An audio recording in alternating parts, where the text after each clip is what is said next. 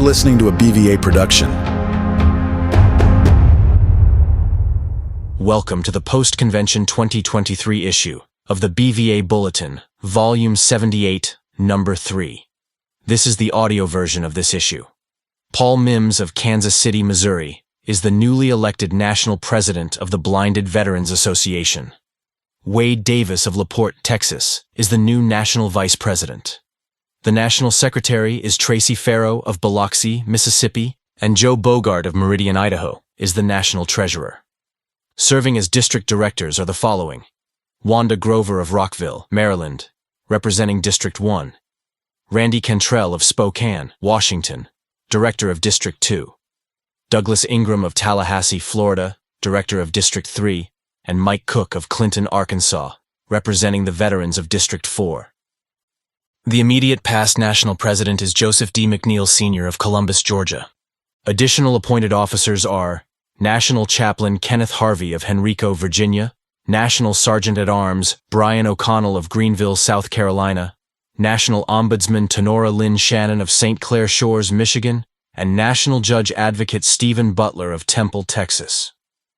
BVA staff members serving the association's membership nationwide consist of Executive Director Donald D. Overton, Jr., Chief of Staff Timothy Hornick, Director of Development Meredith Buono de Grossa, National Service Director Duane Driscoll, National Service Officer Marlene Davis Lilly, and National Service Officer Scott Quinlan.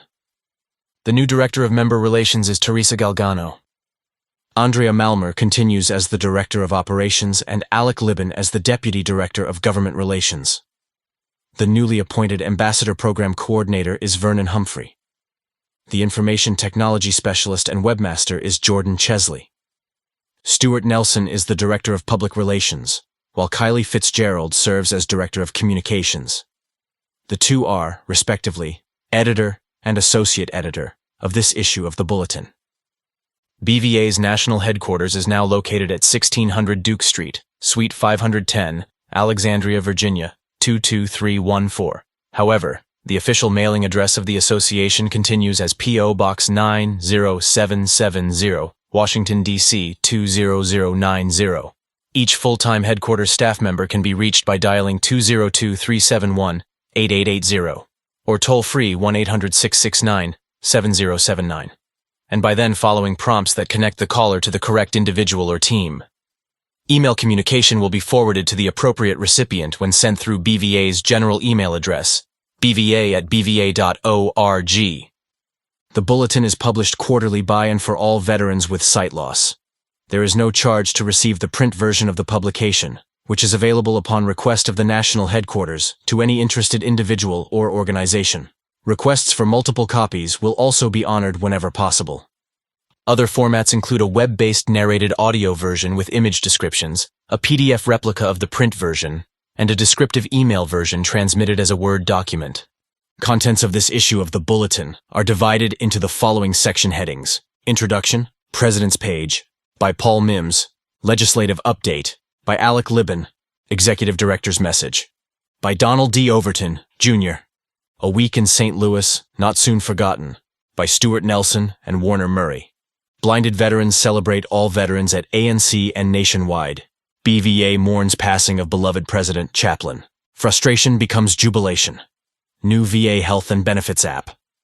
By Tracy Farrow. BVA supports proposed HHS update to law implementation. By Tim Hornick. Around BVA. Auxiliary's View. By Robert Murphy. Veteran Service Program Update. By Pascal Baude. Chaplain's Corner. Harboring Grudges. Is There a Remedy? Of Note. In Remembrance. And A Final Thought. The cover of this, the Post-Convention 2023 issue of the Bulletin, displays the masthead, the BVA logo, and the name of the issue in the upper third of the page. The lower two-thirds contain 4 photos against a light blue background. Above all the photos is the following text in uppercase blue and red lettering, celebrating and honoring veterans in 2023. The first 3 photos have been placed above one long photo below that extends by itself across the page horizontally. The first of the 4 photos is an outdoor photo that depicts a lady and a gentleman holding, respectively, the U.S. flag and the BVA flag. Two white pillars are seen in the background, along with another U.S. flag displayed vertically with the stripes extending downward. The second photo, an especially small image, shows portions of four persons saluting the Arlington National Guard Honor Guard, following presentation of a wreath. Spectators look on behind them and to their left. The third photo depicts a lady in a long red dress accepting a gavel from a gentleman in formal attire and a garrison cap. Behind them are stairs leading to a platform. The somewhat panoramic photo below shows a large group of veterans, some of whom are wearing name badges, and some of whom have dogs, in front of circular fenced-in area. The summary caption reads, "The celebrated and long-anticipated BVA 78th National Convention in St. Louis, Missouri is now history. Nevertheless, memories of the week abound. The gathering of blinded veterans and their families from throughout the country had a bit of everything, both planned and spontaneous." Highlights and noteworthy details of the 5-day extravaganza are presented in this issue of the Bulletin. On a separate page with additional space are additional caption details about the cover as follows.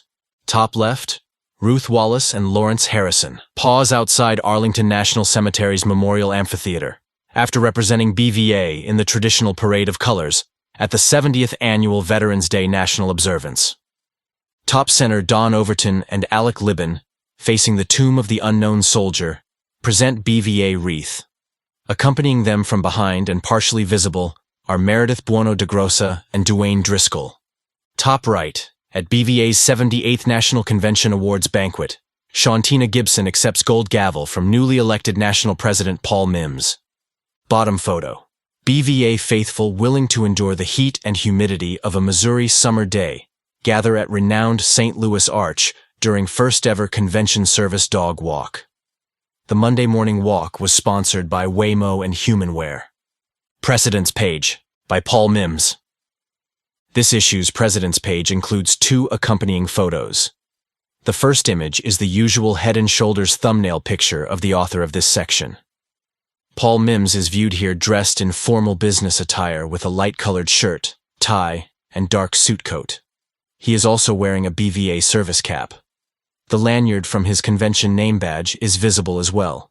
The background of the photo is BVA's Step and Repeat banner containing the scattered images of the organization's logo, seal, and website URL, bva.org. There is no photo caption. The second of the two photos also includes Paul in formal business attire, including the garrison cap. Standing with him in the picture to his right, similarly dressed, with a white cane and holding a microphone, is another gentleman shorter in stature than Paul. Seen in the distant background are four flags immediately in front of a white wall. The caption reads, "Joe McNeil formally bestows BVA presidential mantle on newly elected Paul Mims." The text of the president's page begins as follows. "During the 37 years I've been a member of BVA, I have seen several changes. A few years ago, I unsuccessfully ran for an office, and the first statement in my candidate speech was that BVA needed change. At this point in time and space, change is still needed. I don't pretend to believe that I am the only one who knows what changes need to be made, but I do know that I now have the job of leader of the force that will bring about those changes, if indeed those changes are the will of our membership and other leaders. It is a foregone conclusion that there is no such thing as a perfect organization. Of course, BVA is nowhere near a perfect organization either. Organizations are always going through stages of change, evolution, and what their members hope will be improvement. Most of those changes for organizations take place because of the environment in which the organization exists. One observation I have made is that the nature of the environment in which BVA now exists necessitates a multifaceted change. I have believed for years that the BVA leadership would benefit from trying to place more emphasis on the abilities of the membership, their input, and their knowledge, skills, and abilities. I intend to put that into practice as often as I can during my tenure. Just as the organization is not perfect, I don't intend to try to be a perfect president. I will simply do the best I can with the knowledge, skills, abilities, talents, and experience that I can bring to bear. Some things have already happened that have assured us that this is a time for change, whether we initiate the change or whether we simply respond to certain realities that, out of necessity, force us to change. One of those realities relates to our national conventions. Simply put, The nature of the economy is such that we will not be able to continue holding conventions in the same manner. They are too expensive with the numbers of attendees we have. The primary reason for that is because it has become too expensive for us to put on a convention at a high-quality hotel property, even with the generous sponsors we have had the past couple of years.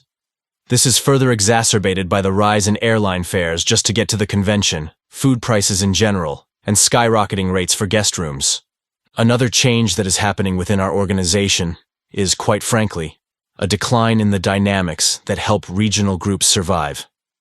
There was a period during which our recruitment efforts didn't produce much, and the prospective members whom we were seeking did not feel compelled to join.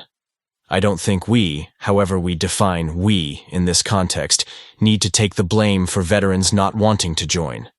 Nevertheless, we may have among us the ability to make the organization look more attractive to prospective members, as well as to the members we already have. As we move forward, we need to continually monitor our financial outlook. One thing that we began to realize during the worldwide pandemic, even more forcefully than before, is that direct mail is not yielding the results it once did. Many past and prospective donors are hanging on to even the $5 or $10 that BVA often received from them in the past. Those donations have turned to zeros, while the previous $50 donations have turned to $25 or $10. The change we need to make in fundraising is to become more competitive when it comes to gaining favor with funding sources. This applies to corporate sources as well as funds that can come from grants. Our staff, therefore, is tasked with doing more at that level of fundraising to try to bring the organization up to a point where we are not facing deficits. It has been reported that there are 1.2 million blind and low-vision veterans in this country. Our membership is hovering around 6,000. That means that there are great opportunities ahead to grow the organization if we can determine how to attract even a tiny segment of that 1.2 million. The primary reason for attracting more members is not so that we will have more money, but so that we have more voices speaking up on behalf of the organization and its members, whether it is before Congress or in presenting ourselves to prospective donors. What we look like in terms of numbers has a lot to say about who we are as an organization of blind and low-vision veterans. That is just a realistic fact these days. One recent source of pride is the success of our somewhat new ambassador program. As a result of this initiative, our veterans are presenting themselves to VA medical centers and to the public as trained and educated advocates. I cannot encourage our members enough to think about joining the ambassador program. We need our members out there who know what it is like to be a blinded veteran, what it takes to help blinded veterans, and how to walk the walk, rather than just talk the talk. Our National Board of Directors, including district directors, are committed to empowering our membership through the decisions we make. Since we are responsible for the operation of the organization between conventions, as often as possible, we will be transparent in our dealings, public-facing in our documentation, and aware of the wishes of the membership as consistently as possible for the sake of the future of the organization. For us to be aware of those wishes and desires, we need the membership to engage with the district directors through whatever means is possible. I am not guaranteeing that everything that the membership may come up with or desire will become a reality. However, there is a point at which we, the board, cannot alone fully discern everything that is necessary for our future. We will be much stronger as a team when that team includes not only the board, but also the membership and the association's staff. My job, therefore, as the leader, is to bring all the components of our organization together in a more cohesive unit, to work for and attain common goals that will benefit the future of the Blinded Veterans Association.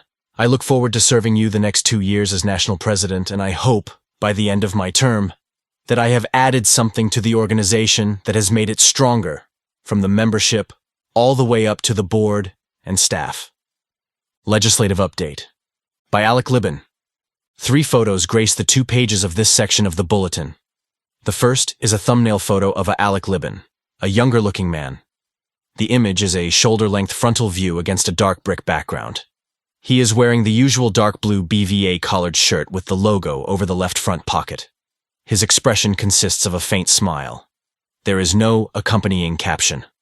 The second photo reveals 4 formally dressed individuals standing side by side behind a large wreath.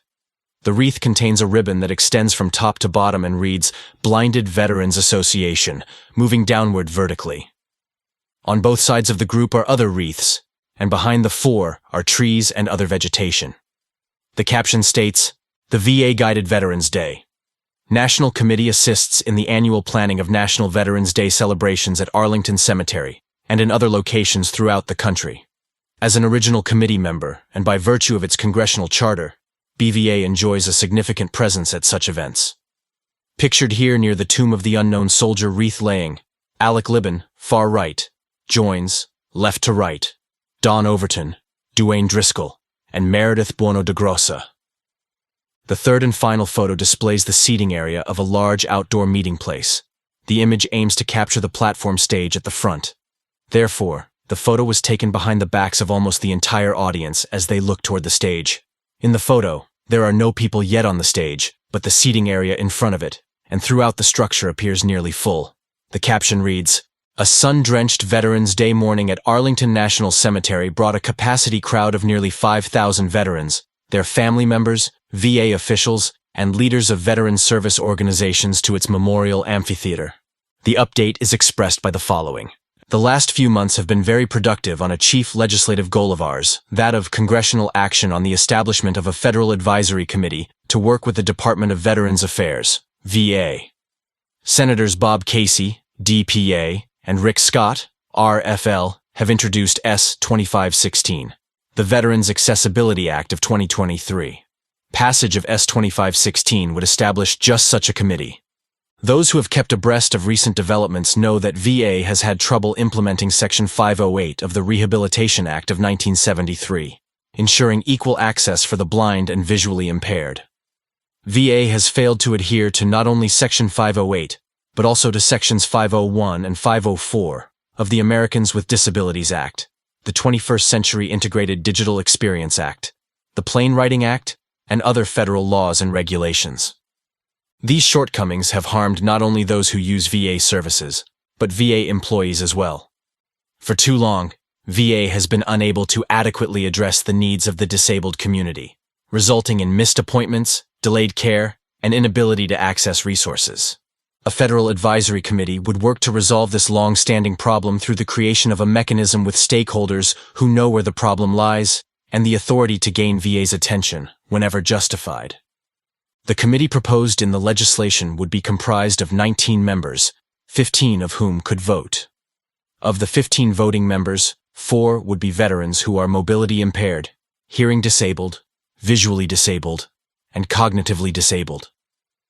4 would be recognized authorities in disability access from law firms, academic institutions, and organizations that advocate for the disabled.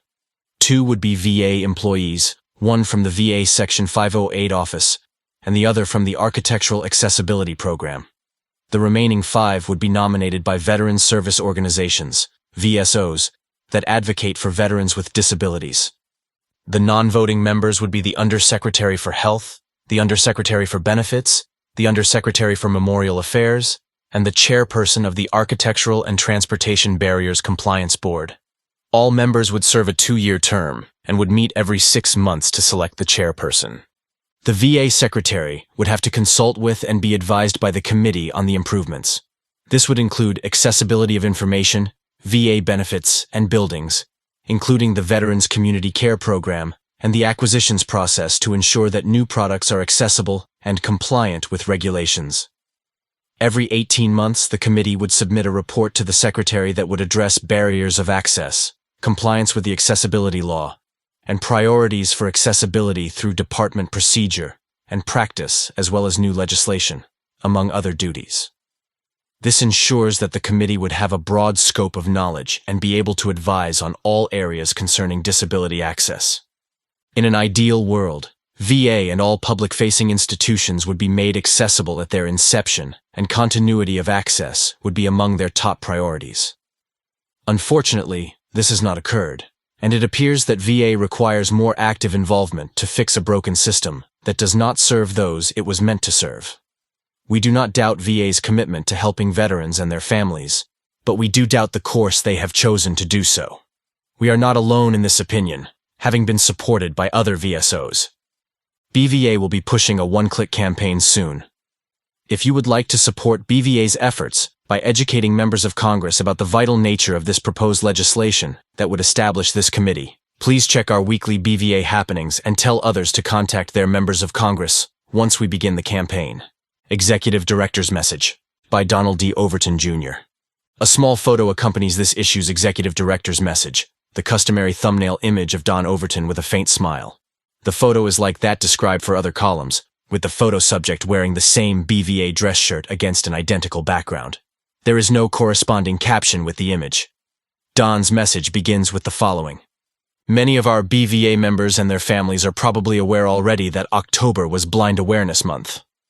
Even more are probably aware of the significance of October 15th, originally designated in 1964 as White Cane Safety Day. One of our sister organizations in the blind community prefers to use the term White Cane Awareness Day, while presidential proclamations, VA, and other federal government agencies have more recently adopted Blind Americans Equality Day as the preferred terminology. Many of you at the regional group level participated this year in local activities on or around October 15th that call attention to safety issues for the blind and low vision at VA facilities, schools, or other locations with a public presence. Thank you for your efforts to promote BVA and the organization's service to veterans at these events. Another important date more recently passed, of course, is Veterans Day, an actual federal holiday always observed on November 11th. Although I look forward to this day every year, the holiday seems to gain greater meaning with each Veterans Day that comes and goes. This happens as my friendships and associations with veterans increase. Our fellow veterans are our heroes, and their service and contributions mean more to me now than ever before, as both BVA and VA together expand our outreach and concern from the estimated 120,000 blinded veterans to nearly 1.1 million low-vision veterans. For budget reasons, we set out to do this, at least for now, without additional professional staff or other important resources, but with a dedicated group of trained BVA ambassadors, volunteers, and role models who understand the meaning of dedication and loyalty to a cause. One such standout role model who attended the 78th National Convention is 93-year-old Army veteran Enrique Sanchez of the Bronx, New York, a Mexican-born naturalized U.S. citizen. Enrique's trip to St. Louis put him at 48 consecutive national conventions attended. For that incomparable achievement and several more, he was more than well deserving of BVA's Circle of Excellence Award, announced at the President's reception and later presented at the awards banquet. While Enrique's mobility may not come as easy as it did just a few years ago, we all sense that he still has the same enthusiasm and desire to serve his fellow veterans that he did when associating with them at his first convention in 1976. One of his greatest triumphs, likely the one that tops them all, was his adjustment to blindness. "The thing that got me through was joining BVA," he was quoted as saying in a recent Bulletin article. "VA and BVA see to it that we have the necessary tools to work with, that we are always taken care of, and that we are never alone." As BVA continues its attempts to keep up with ever-expanding workloads, we must still take time to salute, publicly recognize, and serve veterans like Enrique for their sacrifice, service, and mentorship. Please make doing so a priority this year as never before. A Week in St. Louis, Not Soon Forgotten, by Stuart Nelson and Warner Murray. 10 total photos accompany this section, a recap of the 78th National Convention. Because of the large number of photos, the descriptions will be provided with the corresponding subsections where the photos appear in the hard copy. The text of this section begins as follows. 4 years of anticipation, 2 years of preparation, and a week of activities designed for stellar legs, healthy appetites, a zest for learning the latest in technology, and an interest in helping to guide the future of the Blinded Veterans Association all came to a halt, with the ceremonial lowering of the gavel at the Friday evening awards banquet, this year sponsored by Vonda Pharmaceuticals. Attendees also made their way to the much ballyhooed hospitality suite for a final goodbye to old and new friends. The following provides a snapshot of the activities leading up to that final curtain call. Virtual town halls become Convention Springboard. BVA held 4 virtual sessions dedicated to introducing events and sharing critical information about the impending 78th National Convention to promote the event and encourage participation. The first, held June 6th, surpassed expectations for attendance and provided the impetus for several association members to eventually register and travel to St. Louis. The next 2 sessions, scheduled for June 20th and 27, presented proposed bylaw amendments and an opportunity to discuss them with the organization's national officers. A final session on July 11th again examined the overall content of the convention, but in greater detail than it was on June 6th. Many issues that had been tentative were resolved in time for the July 11th meeting. Critical sponsor support, offered freely, generously. A photo accompanies this subsection. The full-length image consists of a lady and two gentlemen standing together. They both have faint smiles. The lady is attired in a formal dress, while the man in the center is dressed in coat and tie. The man on the right is wearing a dress shirt, but not a coat and tie. All are displaying their convention name badges. The caption reads, Eschenbach Optic of America, Director of Marketing Timothy Gales, Center, recognizes Shantina Gibson and Enrique Sanchez as the company's angel sponsorship recipients for 2023. The convention had many success stories, but none more compelling than those emanating from a record number of sponsored meals and activities. Although 3 sponsors did not purchase booth space, they were an integral part of the convention and crucially important in their support. Major event sponsors in chronological order were Hotel Orientation using navigation technology, conducted by Way Around, Bow Wow Lounge, sponsored by Waymo and PetSmart of the St. Louis District, BVA Registration, sponsored by Waymo and PetSmart of the St. Louis District, Service Dog Walk, sponsored by Waymo and HumanWare, Rollin' on the Riverboat Cruise, sponsored by Vispero, Exhibitor and BVA Member Breakfast, sponsored by Bosma, Missouri Botanical Garden, sponsored by Oracle Health, Tuesday Lunch and Learn, sponsored by Way Around, Ambassador Breakfast and Ceremony, sponsored by OrCam, Wednesday Lunch and Learn, sponsored by Oracle Health, Flamingo Bowl Dinner and Bowling Event, sponsored by Foreseeable Future Foundation and HumanWare, BVA Member Good Morning Breakfast, sponsored by National Association of Blind Merchants, Father Carol Luncheon, sponsored by Dodd Incorporation, Awards Banquet, sponsored by Vanda Pharmaceuticals. 2 angel sponsorships were also awarded by Eschenbach Optic of America to 2 outstanding BVA members who may have otherwise had difficulty attending the convention. Shantina Gibson, Louisiana-Mississippi Regional Group, and Enrique Sanchez, New York Regional Group. Off-site visits offer. Taste of St. Louis. This subsection photo reveals a casually dressed lady and a gentleman seated side by side. Their convention name badges around their necks are clearly visible. Visible in the background is a portion of a glass door leading to a store that sells merchandise that relates to the site. The caption says, BVA member David Kilda awaits off-site St. Louis tour of Anheuser-Busch Brewery with his mother, Anna Kilda. The text begins, Convention attendees experience the flavor of the gateway to the West through a variety of activities outside the Marriott St. Louis Grand. In addition to the Monday activities described by Warner Murray below, groups of up to 100 were treated to informative tours of the Missouri Botanical Garden and the renowned St. Louis Anheuser-Busch Brewery. The visit to the Botanical Garden was sponsored by Oracle Health. Flamingo Bowl, situated just 3 blocks from the St. Louis Grand, was the site of a Wednesday evening activity composed of Midwestern barbecue, bowling, and music. The lively event was made possible by the Foreseeable Future Foundation, HumanWare, and a dedicated cadre of volunteers from the Southern Illinois University, Edwardsville, Army ROTC program. Although it was not an official convention activity with arranged transportation, rumors spread that several convention attendees made the mile or so walk to Bush Memorial Stadium to see the St. Louis Cardinals take on the New York Mets. The group returned in time to enjoy at least a few minutes in the hospitality room. Dedicated volunteers provide needed assistance. A group photo of 12 individuals, all dressed casually, and all but one a young adult, accompanies this brief subsection. Very little background is visible, the exception being the video monitors that are either mounted or hanging near the ceiling.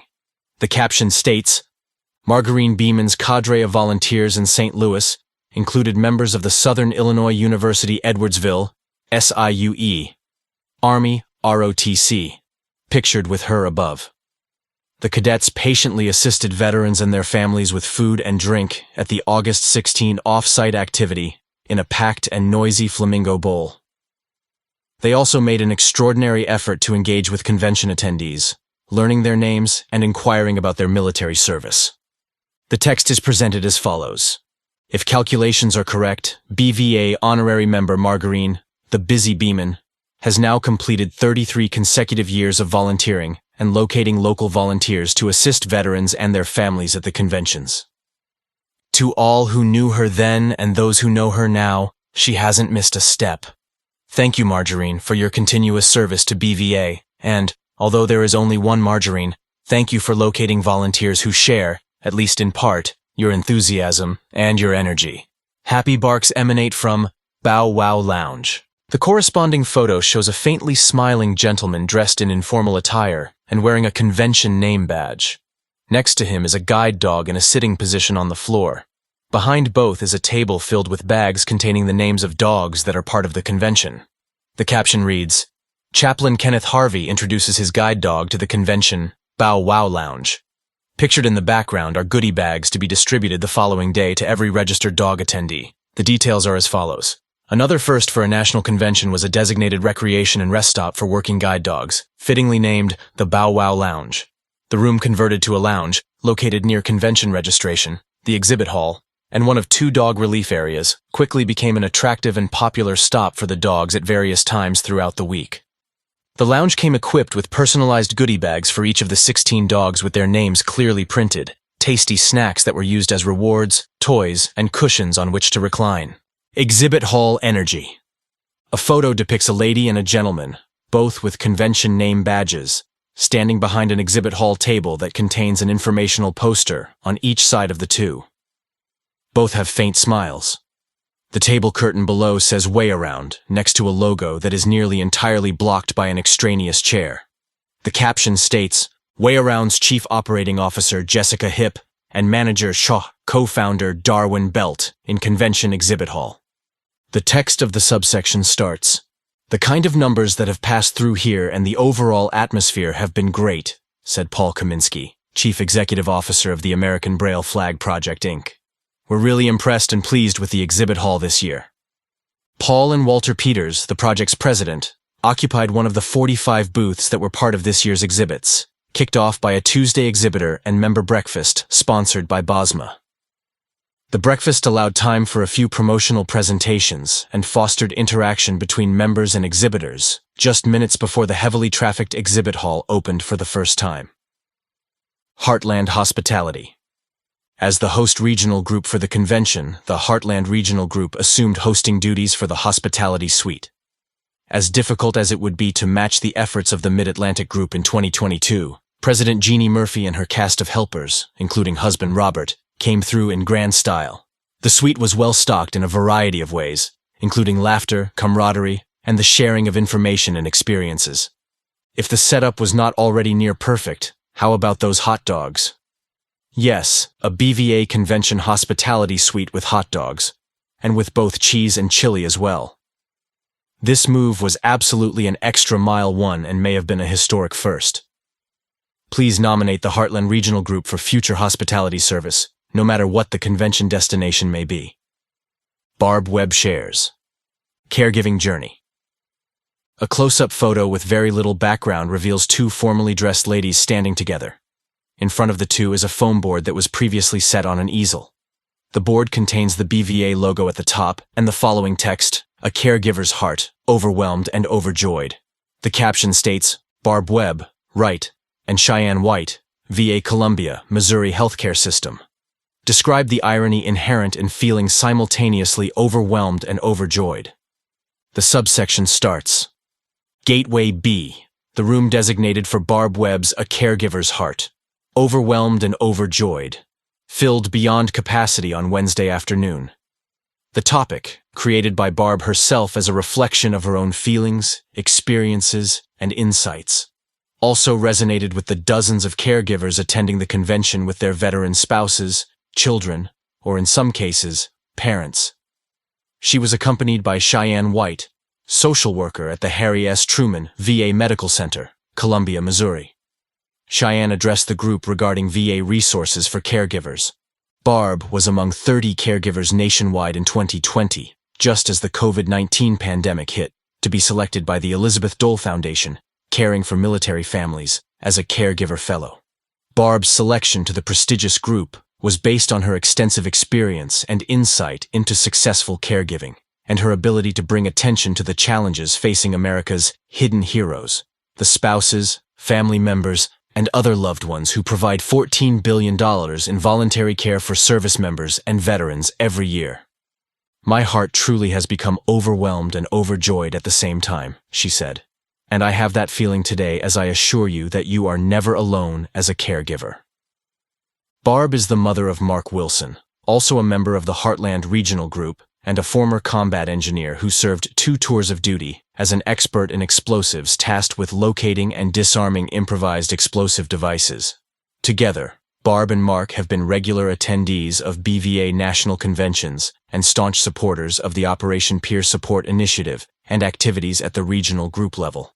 They have also supported BVA through Mark's masterful woodworking craftsmanship, a passion of his both before and after his injuries. Over the years, Mark has professionally produced for BVA many award plaques, signs, and other items. Tech, BRS updates.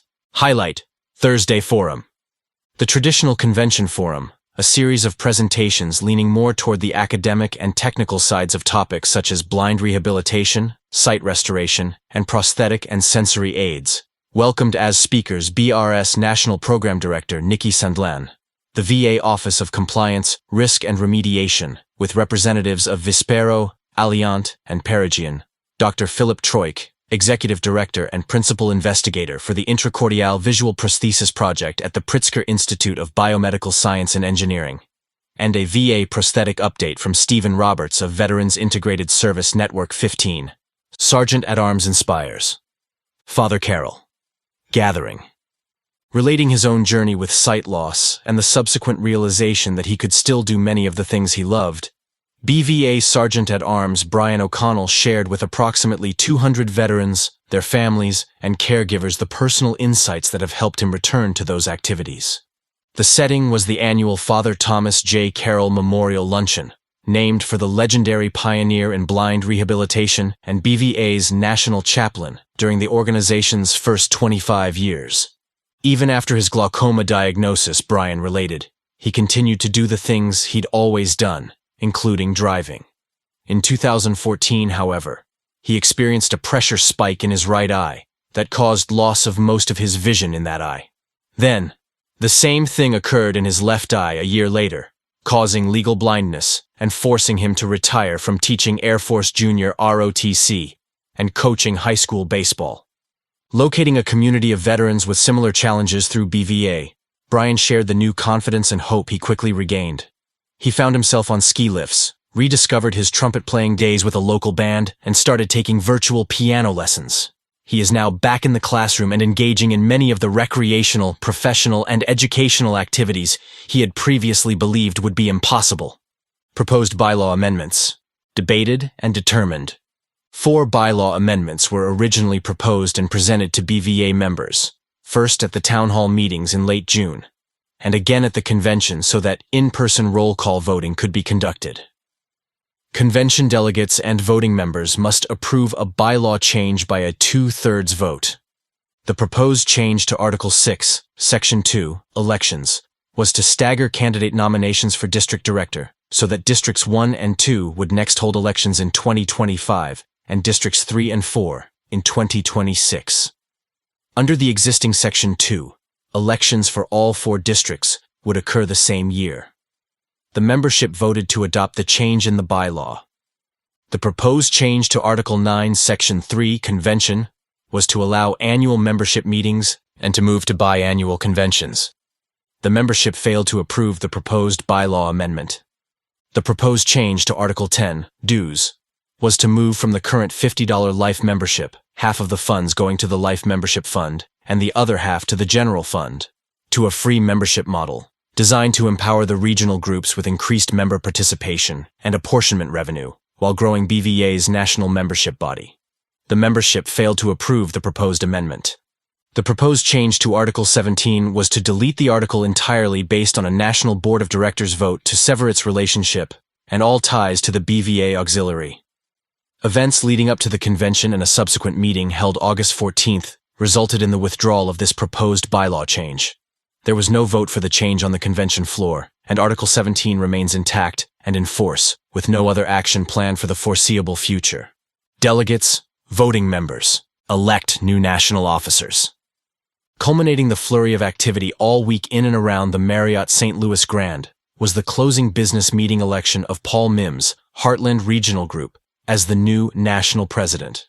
Convention delegates and other attendees also elected Wade Davis, Houston Regional Group, as the national vice president, and Tracy Farrow, Louisiana-Mississippi Regional Group, as national secretary.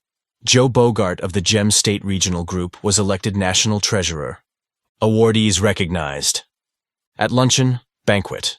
3 photos accompany this subsection. The first reveals a lady and a gentleman, both formally dressed and standing together. The man, also in a service cap, is both holding and displaying a certificate of some type with a cover that opens and closes. Directly behind them, but at a distance, are several large flags that have been placed in individual stands. Also in the background is another man standing at a podium to their left. The caption says this: Dr. Vaniata V. Harvey, left, accepts BVA's highest membership honor from Paul Mims. Pictured in background, Master of Ceremonies and National Service Director Dwayne Driscoll. The second photo shows a lady at left receiving an award from 2 gentlemen. The man in the center is formally dressed, including garrison cap, while the other is dressed casually and seen with a white cane. The caption states, Joe McNeil and Tim Hornick present BVA Certificate of Appreciation to Kelly Golden, photo courtesy of Wanda Grover. The third photo is a duplicate of the cover image of Shauntina Gibson receiving the gold gavel from Paul Mims. The caption here states, Shauntina Gibson receives coveted gold gavel on behalf of Louisiana-Mississippi Regional Group. The narrative begins. Dr. Vaniata V. Harvey, Mid-Atlantic Regional Group, was this year's recipient of the Melvin J. Moss Award for Professional Achievement, BVA's highest honor for a member of the organization.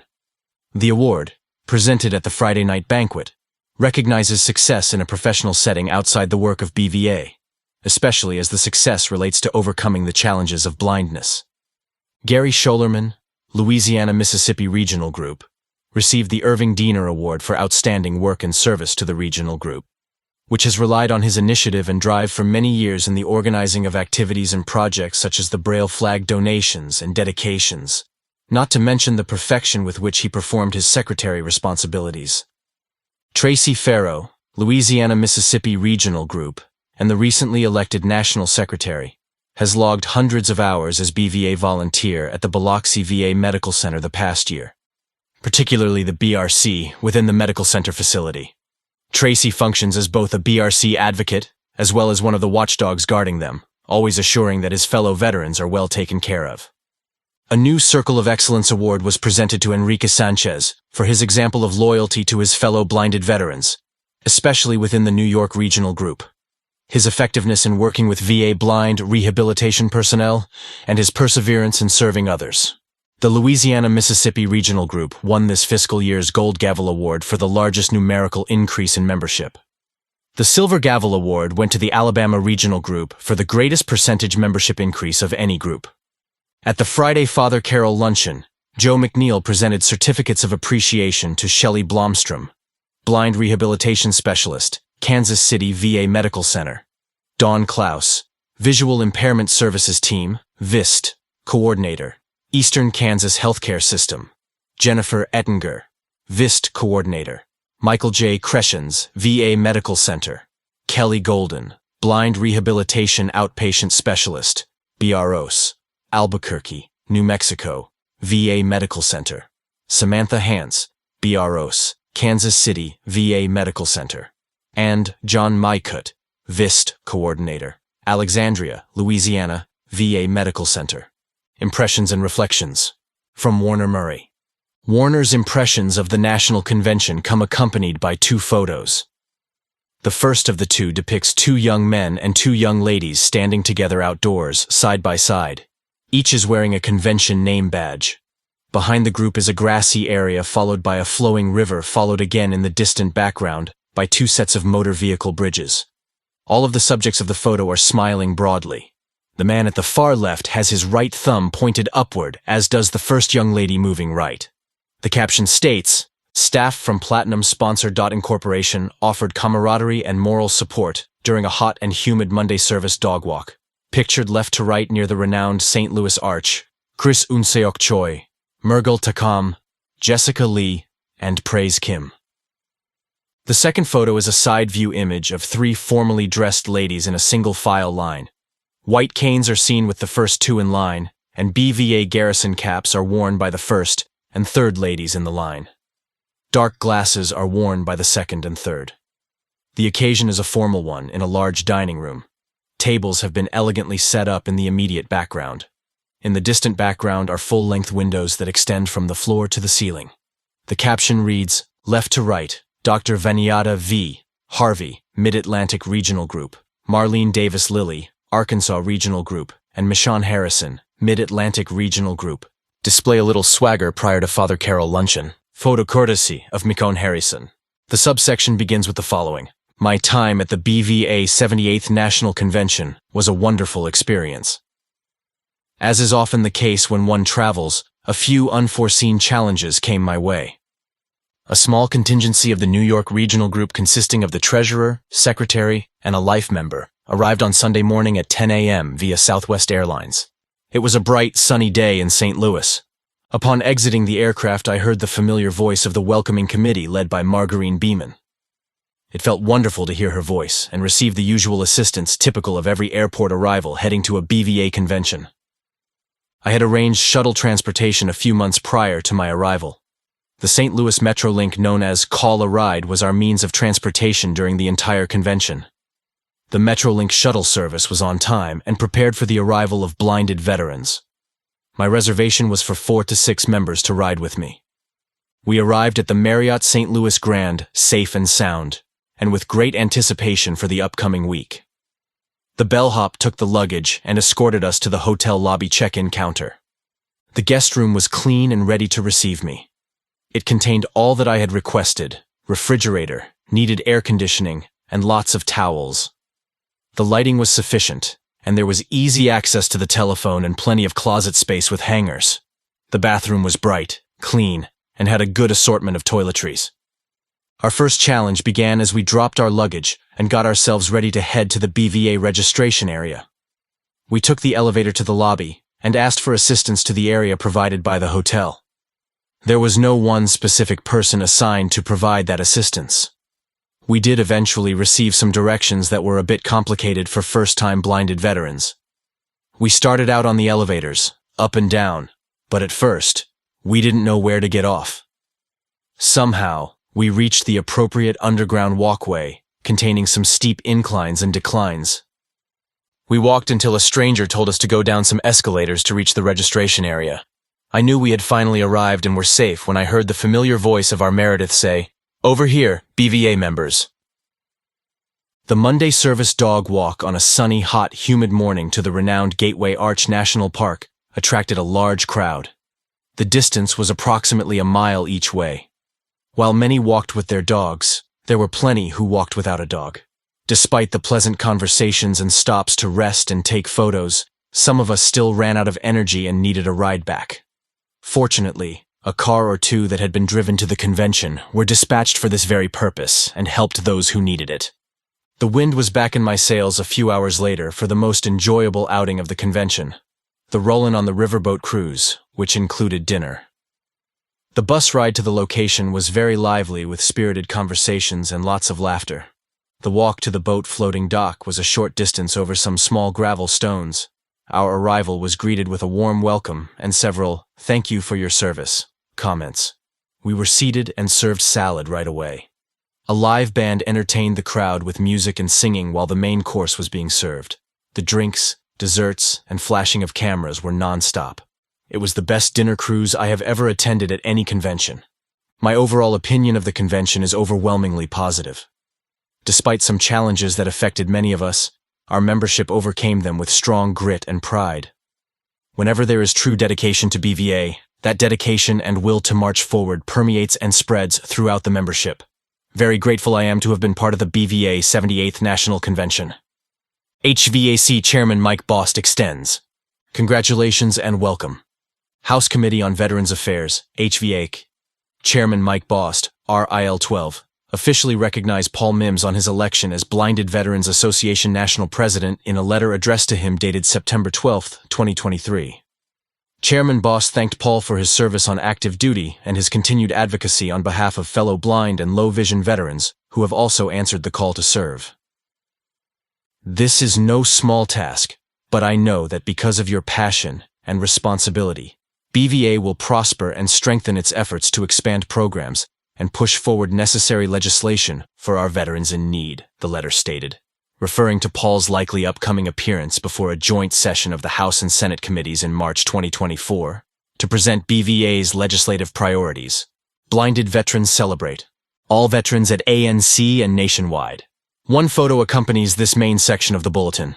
4 people, formally dressed, are seen standing together side by side in an outdoor setting. Moving left to right, the second individual, a lady, holds pole of the U.S. flag. The fourth individual, a man, does the same with the BVA flag. To the left of each in the photo are additional persons assisting them. The caption states, left to right, sighted guide Dallas Baugh, U.S. flag bearer Ruth Wallace, sighted guide Bessie Powell, and BVA flag bearer Lawrence Harrison. The Veterans Day account begins with the following. BVA National Headquarters represented blind and low-vision veterans throughout the country with the presentation of an organizational wreath at Arlington National Cemetery's, ANC, Tomb of the Unknown Soldier on Veterans Day. The effort complemented similar Veterans Day activities of blinded veterans and their families in their communities and regional groups, with representatives of approximately 40 other VSOs looking on, and all eventually presenting a similar wreath. The symbolic gesture paying tribute to all veterans capped off a day of memorable activities for BVA in and around a chilly but sun-drenched national capital area. Participating in the wreath laying were Executive Director Don Overton, Director of Development Meredith Buono de Grossa, National Service Director Dwayne Driscoll, and Deputy Director of Government Relations Alec Libben. The laying of the BVA wreath followed the traditional dignitary wreath laying precisely at 11 a.m., witnessed by Don and Meredith, and performed on this occasion by President Joseph R. Biden. Afterward, the President joined Secretary of Veterans Affairs Dennis McDonough and Veterans of Foreign Wars of the United States, VFW, Commander-in-Chief Dwayne Sarmiento in addressing veterans and a capacity crowd of approximately 6,000 out in the cemetery's adjacent Memorial Amphitheater. Several hours before the ceremonies, Don began his Veterans Day before dawn to attend a breakfast for VSO presidents or executive directors at the White House. Following the president's wreath-laying, he was seated on the same amphitheater platform as the other VSO leaders and introduced as the BVA executive director. With the BVA flag firmly in a harness at his waist, Mid-Atlantic Regional Group Vice President and Washington, D.C., Resident Lawrence Harrison marched with the flag in the ceremonial parade of colors with the assistance of sighted guide Bessie Powell. Ruth Wallace, a Northern Virginia blinded veteran who recently learned about and joined BVA, carried the United States flag with the assistance of her father, Dallas Baugh, also a military veteran.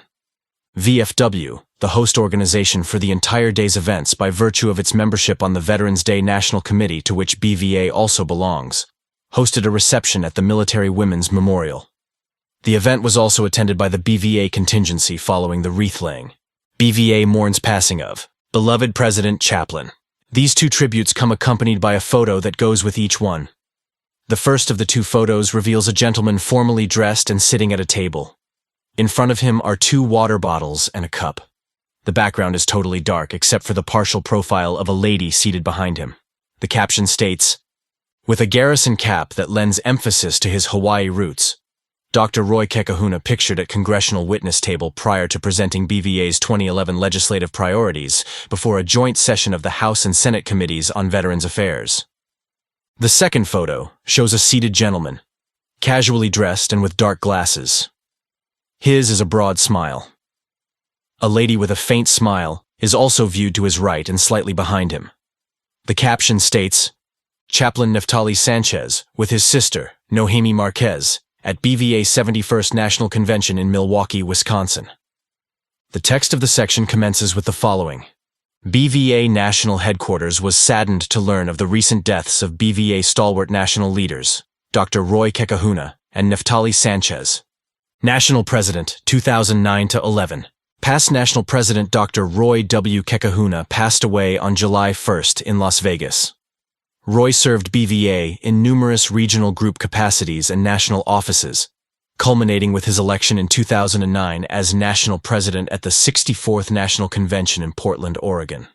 Roy and his wife, Laurel, were also the impetus behind the selection and execution of the 66th National Convention in Las Vegas in 2011. Roy lived a distinguished life, filled with a long list of continuous educational and professional achievements, all while overcoming multiple combat disabilities and years of intensive rehabilitation during several paths to physical recovery, earning for him BVA's highest honor, the Melvin J. Mass Award for Professional Achievement at the same convention at which he was elected national president. Roy was a native Hawaiian, born in Honolulu. At age 18, he enlisted in the U.S. Army as a private E-1. While in the military, Roy spent most of his time with the Special Forces, Green Berets. He also had tours with the 82nd Airborne Division, the Strack Army Skydiving Team, the 101st Airborne Division, and the 173rd Airborne Brigade, compiling more than 6,000 static line and free fall jumps with those outfits. As an Army major, Roy was injured by a booby trap in June 1967 that resulted in multiple wounds, including loss of the use of his left arm and near total loss of vision. He also experienced multiple fragment wounds to the stomach, groin, chest, right arm, and face. He was medically retired in 1971 with 5 tours in Vietnam and 5 Purple Hearts after spending 4 years in physical rehabilitation and undergoing 43 surgical procedures. Using the skills and determination he learned in the Army, Roy moved forward as he blazed a trail of personal achievements, including completion of a blind rehabilitation course at the Hawaii State Rehabilitation Center, VA Blind Rehabilitation at Hines, 2 bachelor's degrees, 2 master's degrees, and 2 doctorates. He was the Chief of Voluntary Services with the VA Southern Nevada Healthcare System. Roy also worked for the Department of Defense for 15 years and for 5 years as a sales trainer with Sun Life of Canada. As a volunteer, he spent 39 years with Veterans Helping Veterans, 6 years as a BVA district director, and a year at a BVA volunteer office. Roy first learned about BVA in 1993 when he moved from Hawaii to San Diego. VIST coordinator Bob Kozel invited him to attend a San Diego regional group meeting shortly after his move. It was there that he discovered that he was not the only blinded veteran seeking assistance from VA. He was also a life member of 6 additional veteran service organizations. Longtime BVA members remember Roy's willingness to do anything that demonstrated his independence. One especially memorable event for many occurred during the Las Vegas convention, which he chaired in 2011. Roy hopped in a van for a quick trip to the nearby Stratosphere Hotel with a group of 11 other convention attendees, all of them younger than he at the time. The group was prepped and attired in the Stratosphere's custom jumpsuits. Shortly thereafter, they received a safety lesson and then rode on an elevator the equivalent of 108 stories upward. Roy and the other jumpers were then connected to a high-speed descender and led to the edge of the platform, where they took the final step prior toward plummeting 855 feet to the ground in approximately 15 seconds. National Chaplain, 1979-2011. Korean War, veteran and former BVA National Chaplain of 32 consecutive years, 1979-2011. The Reverend Neftali Sanchez passed away on September 6 from causes incident to age at his home in Grand Terrace, California. He was most recently a member of the Southern California Regional Group and, astonishingly, a BVA member for 68 years.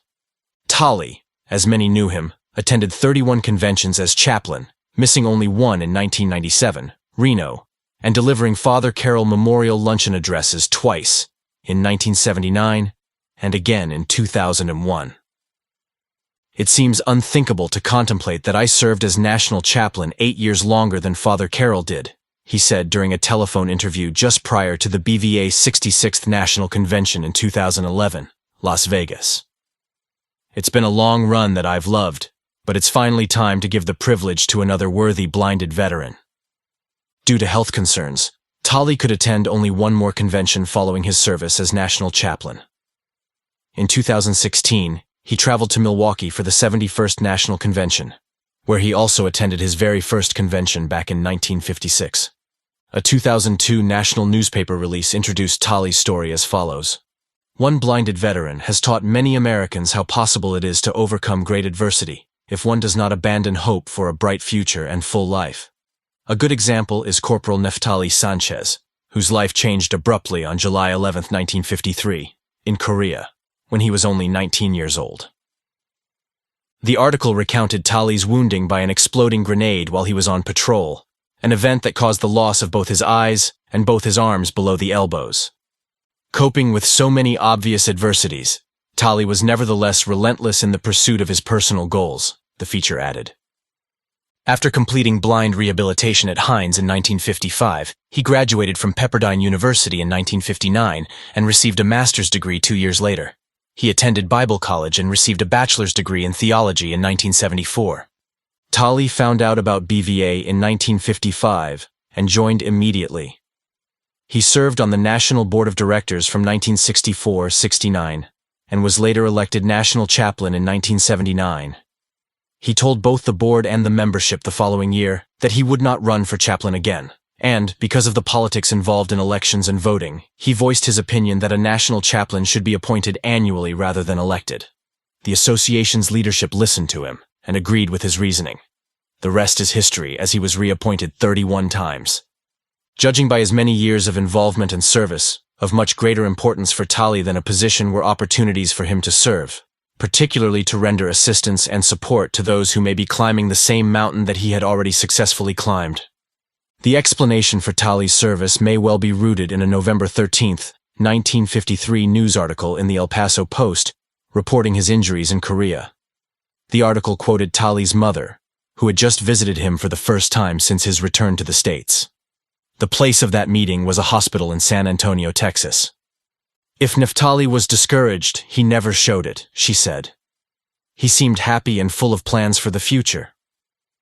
The Tali Sanchez described by his mother in 1953 is the same remarkably courageous, positive-thinking BVA member and National Chaplain BVA knew and loved for all but 10 years of its 78-year history. Frustration becomes jubilation. New VA Health and Benefits app. By Tracy Farrow. Frustration. When it comes to vision loss in VA, that word could cover a multitude of subjects. I wish to cover just one, along with an ensuing remedy that for me is most dramatic. The source of the frustration was my healthy vet. Perhaps that is all I need to say to this specific audience, but, in a nutshell, this innovation has been a disaster for people without sight, leaving a sour taste in our mouths. There is a group of folks at VA who have taken on the challenge of making things a whole lot better. We met some of them at the convention, while others have been involved in beta testing, with the goal of developing a user-friendly app that is accessible. Whatever their connection to the development of this mobile application, some well-deserved praise is coming their way for how they set new goals for accessibility and made it happen, thus alleviating frustrations of all kinds for the present and very likely for the future as well. Although the goal was to develop an app that could be used by a smartphone, still the wave of the future, the big plan was for all the information to be available after only 4 clicks.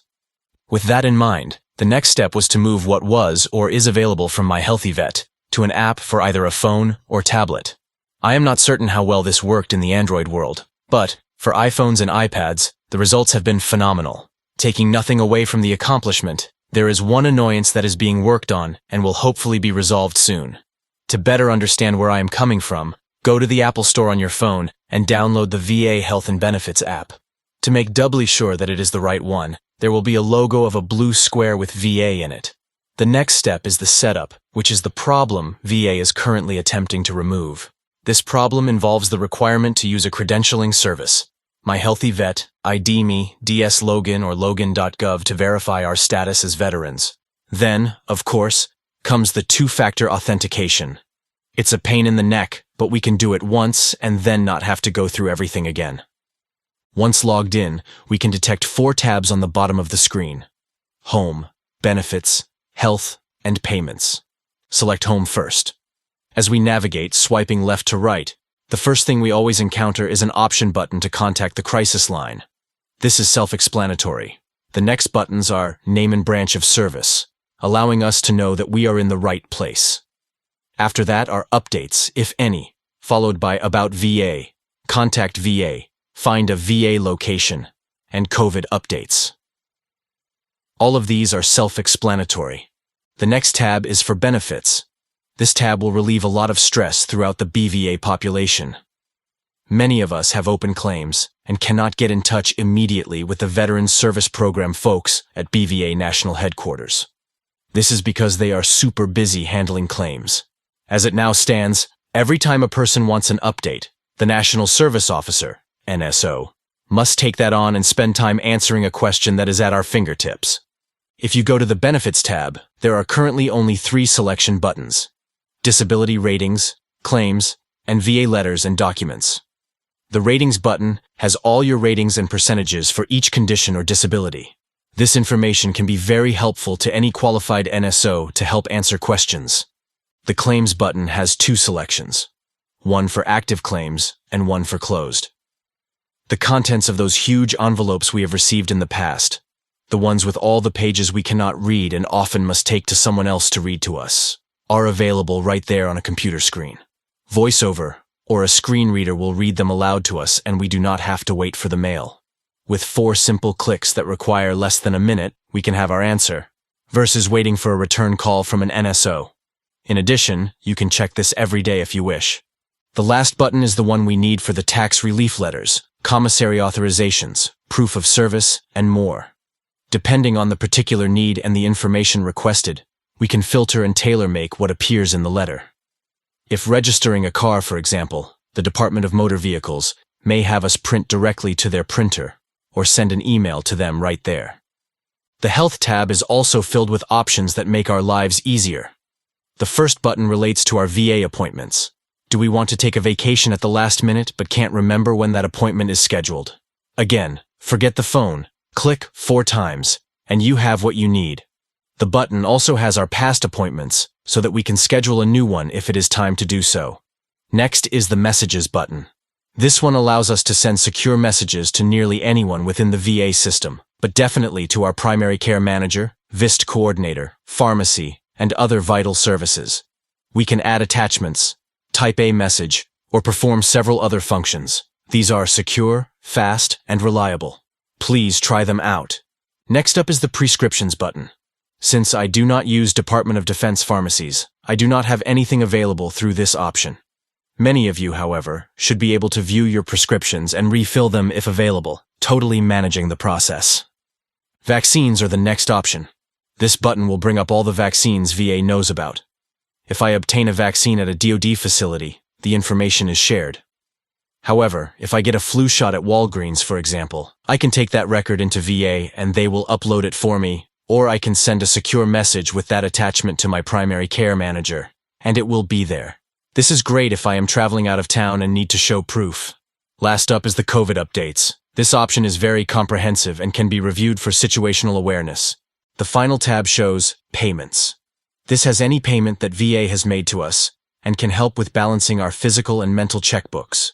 When showing another individual the benefits of this app, please use some caution. We may not want to show this tab since there are no secondary menus from which to choose. The information just pops up, and it may not always be information we wish to show others. One of the biggest updates being worked on right now is the update for travel payments. The goal is to get reimbursements linked to appointments and have payments go through automatically. As with anything else, it must be built and tested first to ensure that another frustration like My Health Vet does not rear its ugly head again. Road test this app and you will find that your frustrations have been lowered considerably. The change may end up being so stark that the frustrations quickly turn into jubilation. BVA supports proposed HHS, Update to Law Implementation. By Tim Hornick. The Department of Health and Human Services, HHS, Office of Civil Rights, has proposed an update to the implementation of Section 504 of the Rehabilitation Act of 1973 as amended. The update directly impacts several key provisions of BVA's legislative priorities regarding the accessibility of medical equipment and devices, rights to self-determination and autonomy in medical decisions, and mandating conformity to the Web Content Accessibility Guidelines, UCAG, for all healthcare websites and portals, mobile applications, and self-service kiosks. This update regarding how individuals with disabilities engage in healthcare-related action is the first one in the 40-year history of Section 504. BVA is publicly expressing strong support for the proposed update. Although we, as blind and low-vision veterans, have bravely fought for our country, Too often our healthcare providers focus on our disability and overlook our capability, denying us our basic right to independently access medical devices and equipment. They make important medical determinations affecting our future and utilize healthcare web portals, mobile applications, and kiosks that lack accessibility to our population. We commend the Biden-Harris administration for recognizing this deficiency through continuous efforts within the federal government to ensure diversity, equity, and inclusion with respect to the various aspects of accessibility. Previous BVA efforts focused on the implementation of Section 504 and Section 508 within the Department of Veterans Affairs, and HHS's proposed rulemaking builds upon these efforts. After all, it is through BVA's efforts that the Veterans Accessibility Act of 2019 was passed to ensure the appropriate implementation of WCAG throughout VA. Likewise, BVA has advocated with VA's prosthetic services and sensory aids and blind rehabilitation service to ensure that veterans' preferences for accessibility are accounted for in the selection and issuance of devices issued to veterans. Unfortunately, this is only the first step. BVA is currently attempting to keep these efforts moving forward. Implementation of the HHS update will most certainly have a positive impact that is desperately needed, as we still receive reports from our members that both VA and community healthcare providers are issuing to veterans with sight loss only inaccessible, constant positive air pressure, CPAP, devices due to the lack of accessible options on the market. Additionally, constant monitoring of glucometers remains problematic for blind individuals. Without pressure from HHS upon the greater healthcare world, this will remain the status quo. If you have experienced barriers in accessing appropriate healthcare services, or have been ignored by your healthcare team, or have received only inaccessible devices, send an email today to info@bva.org and tell us your story. Through your feedback, we will continue to challenge the healthcare sector to become more accessible to blind and low-vision veterans around BVA. 4 photos accompany this section of the bulletin. They will be described with the relevant subsection with which they appear. National Board appoints new district directors. Mike Cook, Arkansas Regional Group, and Randy Cantrell, Spokane Inland Empire Regional Group, are the newly named directors of Districts 2 and 4, respectively. District 2 is comprised of the following states: Arkansas, Illinois, Indiana, Iowa, Kansas, Louisiana, Michigan, Minnesota, Mississippi, Michigan, Nebraska, Ohio, Oklahoma, Tennessee, and Wisconsin. District 4 includes Alaska, Arizona, California, Colorado, Hawaii, Idaho, Montana, Nevada, Utah, New Mexico, Oregon, Texas, Washington, and Wyoming. A Vietnam veteran of the U.S. Air Force, Mike was a Civil Air Patrol Leadership Aerospace graduate and began his service as a cadet at age 13. Upon completion of flight training, he earned his private pilot license on his 17th birthday and his commercial pilot certificate on his 18th birthday. He was a professor of astronomy while serving as a federal inspector, U.S. Civil Service. He is the current secretary of the Buddy Spivey Razorback, Arkansas Regional Group. A veteran of the U.S. Navy with deployments as a jet aircraft troubleshooter on the USS Oriskany and the USS Ranger, Randy is the immediate past president of his regional group. He recently successfully completed the BVA Ambassador Training Program and is now functioning in the official capacity of an ambassador at the VA Medical Center in Spokane, Washington. Effective Recruiting Brings New Members by Teresa Galgano. We are thrilled to share some fantastic news with our membership. The Blinded Veterans Association family is growing stronger than ever. We are proud to announce that 46 remarkable individuals have recently joined our esteemed organization, and their commitment to our mission is truly inspiring. We also thank our BVA ambassadors and other recruiters who are volunteering at VA facilities and spreading the word about the association. Our recruiters during the recent 2 months have included Tracy Farrow, Kevin Jackson, Donna Sue Sullivan, Michonne Harrison, Yonica Trent, Elizabeth Holmes, William Graves, Eduardo Miranda, Jeannie Murphy, Kenneth Asom, Keith Tackett, Vernon Humphrey, and Stephen Butler. Our new members come from diverse backgrounds and experiences, most of them serving during the Vietnam era. We are still signing up members who served during World War II. Incidentally, the membership fee for World War II veterans has been waived. The list of new members is available to our dedicated district directors, who play a vital role in connecting with and supporting our members in various regions across the country. At BVA, we take immense pride in the sense of camaraderie and support that our members offer one another. With these 46 recent additions, we are not only growing our numbers, but also expanding the network of support available to all our members. Together, we continue to champion the rights and well-being of blind and low-vision veterans, ensuring they receive the care and recognition they both deserve and have rightly earned. We extend our heartfelt gratitude to our new members for choosing to be part of the BVA family. Your presence strengthens our collective voice and empowers us to make a lasting impact on the lives of blinded veterans across the nation. As we welcome our new members with open arms, let us all continue to work together to honor the sacrifices of our blind and low-vision veterans. Let us make a meaningful difference in one another's lives. The future is bright for the Blinded Veterans Association, thanks to members like you who stand with us in our mission.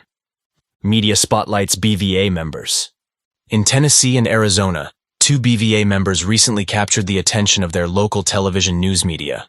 The focus in both cases is their demonstrated persistence to lead active, productive lives despite losing their sight. Vietnam veteran Edward Collins, Tennessee Regional Group, was featured October 26th on WBIR-TV in Knoxville, Tennessee, in a segment entitled Service and Sacrifice, Blind but Ambitious. James Malone, an at-large BVA member from Tempe, Arizona, with only a trace of remaining vision, has been developing his archery skills the past year, thanks to personal motivation and the recreational therapy program at the Phoenix VA Medical Center. The ABC TV 15 report out of Phoenix on October 31st also referred to both James's routine on a tandem bicycle with his wife and his desire to take up skiing for the first time this winter. Ambassador's Conduct. Veteran Buddy Checks. Supporting VA's National Buddy Check Week. October 9-14, BVA continued with the effort throughout the month of October via the association's 2 graduating classes of ambassadors. It included a check on well-being and an offer of support. Ambassadors are trained blind and low-vision volunteers who are passionate about helping other veterans.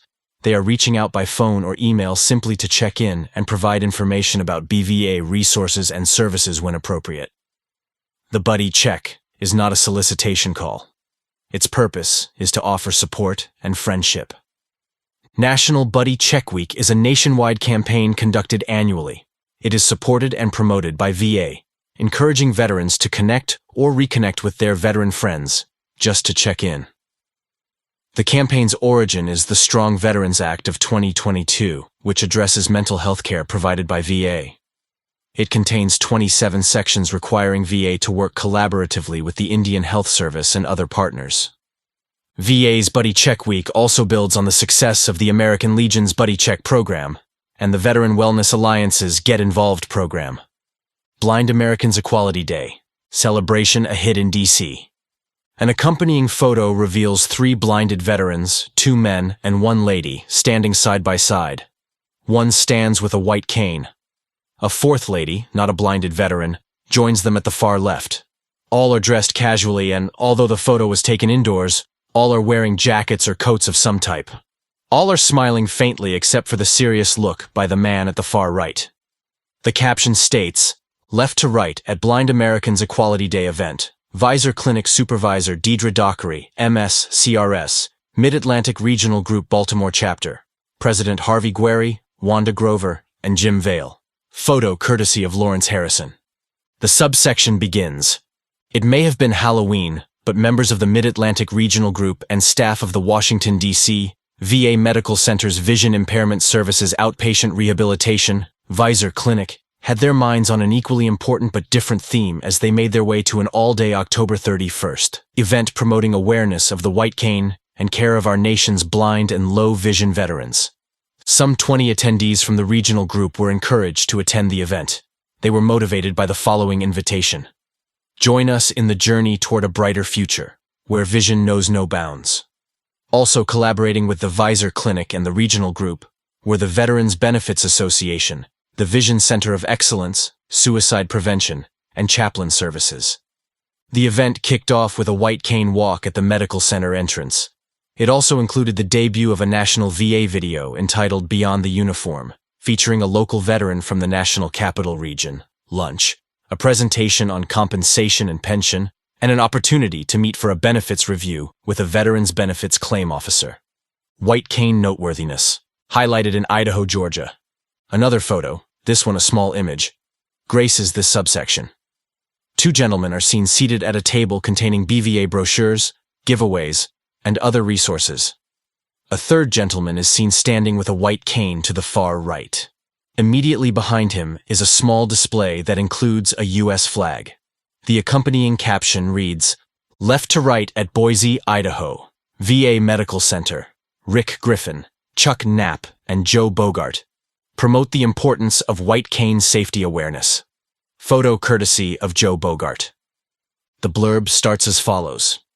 In Idaho, 2 members of the Gem State Regional Group set up a display table on October 15th, Sunday, in the town of Emmett 30 miles northwest of Boise. Additionally, with the coordinating support and assistance of VIST coordinator Travis Wilson, the group landed the following day at the Boise VA Medical Center, where they interacted with passersby at a table containing information on White Cane Day, BVA, VA, BRS, and the 5 monthly support group meetings that the regional groups host in various locations in the Treasure Valley and Magic Valley of Idaho. Travis made a note of names of the persons who may be eligible for services due to their sight loss. On Sunday in the state of Georgia, BVA Augusta chapter members took part in a White Cane Day exhibit, with the target audience being those not familiar with blinded veterans or BVA. The exhibit was assembled at the Augusta Blind Rehabilitation Center. The facility promoted white cane awareness while at the same time providing information about available in-person and telehealth services, mobility and orientation, life skills, assistive technology, and much more. Also supporting the Augusta chapter booth were Walton Options International, National Federation of the Blind, American Council of the Blind, and the Department of Georgia Veterans of Foreign Wars District 7. BVA members. Join HQ staff. Still another photo accompanies this subsection. It shows a lady standing behind a long table containing convention name badges and a laptop computer. The lady is likely conversing with a gentleman using words, but also with a hand motion. The man is in the process of placing a badge around his neck in the photo. In the background are 2 large decorative paintings. The descriptive caption reads, "At 78th National Convention Registration Desk, newly appointed Director of Member Relations Teresa Galgano assists Randy Taller, Heartland Regional Group, with convention name badge." The accompanying short news clip goes as follows. Blinded U.S. Army veterans and BVA members Teresa Galgano and Scott Quinlan have been appointed to new positions of responsibility with BVA National Headquarters. Executive Director Donald D. Overton, Jr. announced back in July. Teresa assumes the role of BVA Director of Member Relations, while Scott serves with the association's Veterans Service Program as a National Service Officer. A resident of Fort Myers, Florida, Teresa began working for BVA this past March as a strategic advisor, focusing on program development and social media. She is a former high school junior Army ROTC instructor and program director. She was also a professor of military science during her Army service. Teresa earned a bachelor's degree in agricultural economics from Cornell University and a master's degree in educational technology from Webster University. She is currently completing a second master's degree in mass communication social media from the University of Florida. Teresa's volunteer service includes tenure as board secretary of the General James Dozier Scholarship Fund, an initiative to raise money to support the Lee County, Florida, junior ROTC program, and fund scholarships for students entering university, ROTC programs, or a service academy. Scott, a resident of Fountain Valley, California, is known for his many passions and activities despite being totally blind due to diabetic retinopathy. He joined the Army at age 19 and served for 6 years immediately before the First Gulf War. Despite his adversities and challenges, Scott returned to school, earning a bachelor's degree in psychology and a master's degree in social work. He served for a short time as a BVA field service representative and has been a peer counselor at the Braille Institute, a volunteer at the Long Beach VA Blind Rehabilitation Center, and a member of the board of directors of Lions Sight and Hearing Foundation of Southern California. He is a longtime member of the Huntington Beach Lions Club. Executive Director reacts to airline service dog dilemmas. Don Overton was quoted in a Washington Post investigative report on August 28, that highlighted the difficulty in keeping fake service animals off planes, while at the same time assuring that all legally blind persons with trained guide dogs are allowed to fly. The article reported on the increased difficulty in taking guide dogs onto flights since new Department of Transportation rules took effect in January 2021. The original intent of the regulations, however, was to help blind air travelers by cracking down on a rise in passengers passing off untrained pets as service or emotional support animals. To read the full article, including Don's comment about traveling with a guide dog, visit www.washingtonpost.com/wellness/2023/08/airline-regulations-service-animals. BVA advocacy efforts. Spur Waymo. Thank you. BVA recently supported Waymo's efforts to operate in the city of San Francisco. The service is a fully autonomous ride-hailing operation enabling people with disabilities to move more freely and less expensively than they would using other ride-hailing services. The vehicles are fully capable of self-driving without a driver present, and have, up until now, logged more than 1 million miles without a single accident-related death, injury, or at-fault accident. On August 10th, just 4 days before the opening of the 78th National Convention, the California Public Utilities Commission, CPUC, voted 3-1 after a 6-hour hearing to allow Waymo to operate its driverless vehicles in San Francisco at any hour of the day throughout the city of San Francisco. The win is a huge one for both Waymo and the vast amount of funding that has gone into developing the technology in recent years. Prior to the vote, citizens were able to express their opinion and leave a comment.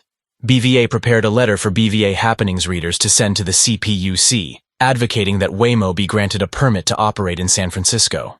The association also joined other disability advocacy groups in signing an open letter penned to the CPUC, expressing approval for the restrictions to be lifted. During the convention week, Waymo expressed thanks for the BVA effort as follows. On behalf of the entire Waymo team, we want to take a moment to extend our heartfelt gratitude for your unwavering advocacy these last few weeks and months as we work together to make our community safer and more accessible. Your generosity of time and tireless support have made a true impact, and we are so fortunate to partner with you. Your dedication to serving our country's service members is inspiring, and your efforts have undoubtedly played a crucial role in raising awareness and fostering understanding about the transformative benefits of autonomous driving technology. Thank you for being a steadfast advocate, a beacon of insight, and a driving force behind positive change in the community. Once again, thank you for your invaluable contributions throughout this lengthy permit process. We are excited to continue collaborating in more fun and powerful ways. Amanda, Heather, Rachel, Suze, Stefania, and the rest of the Waymo team. Red Dress Runners Grant supports Braille flag donations. Every year on the second Saturday in August, the New Orleans Hash House Harriers, who claim to be organized as a local drinking club with a running problem, host the Red Dress Run, a charity run in the French Quarter of New Orleans. Thanks to application materials submitted by former BVA National President and Louisiana-Mississippi Regional Group member Joe Burns, also a member of the Red Dress Runners himself, a generous grant was awarded to the group in 2022 for the purchase of bronze and acrylic Braille flags for WRBH, a New Orleans radio station dedicated to the blind and visually impaired. Joe and fellow regional group member Gary Scholerman made the presentation on March 8th.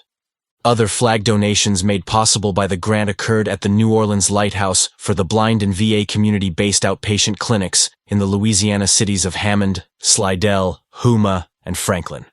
Plans are also in place for donations to the New Orleans Crippled Children's Hospital and the New Orleans City Hall.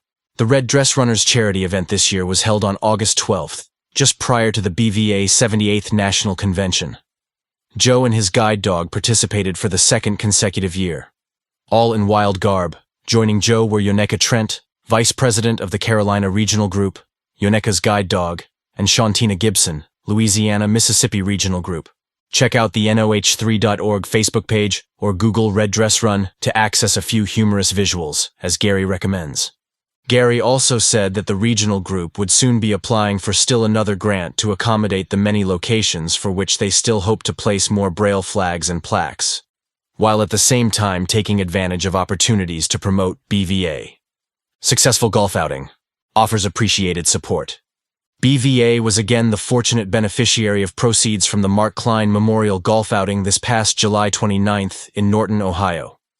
The event, now 6 years in the making and still expanding, celebrates the life of a contact lens and spectacle frame sales representative who admired veterans so much that he annually participated in the Rolling Thunder motorcycle ride in memory of all MIAs and POWs.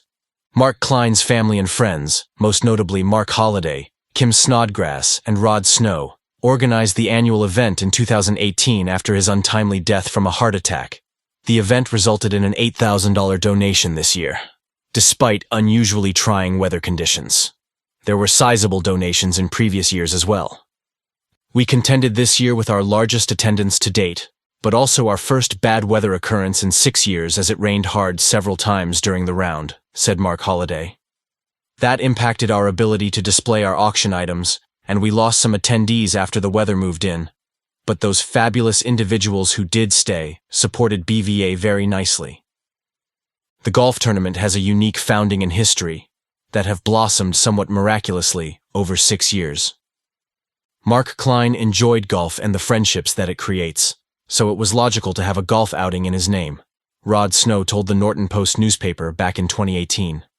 Kim Snodgrass and Mark Holliday spoke with Mark's widow, Terry, and together they agreed that blending golf, optical vision, and Mark's respect for veterans made the Blinded Veterans Association the logical beneficiary of the proceeds. Sincerely honored by the donation, the BVA Board of Directors expresses a heartfelt thanks for the kindness and support demonstrated by all who have remained affiliated in any way with the Mark Klein Memorial Golf Outing.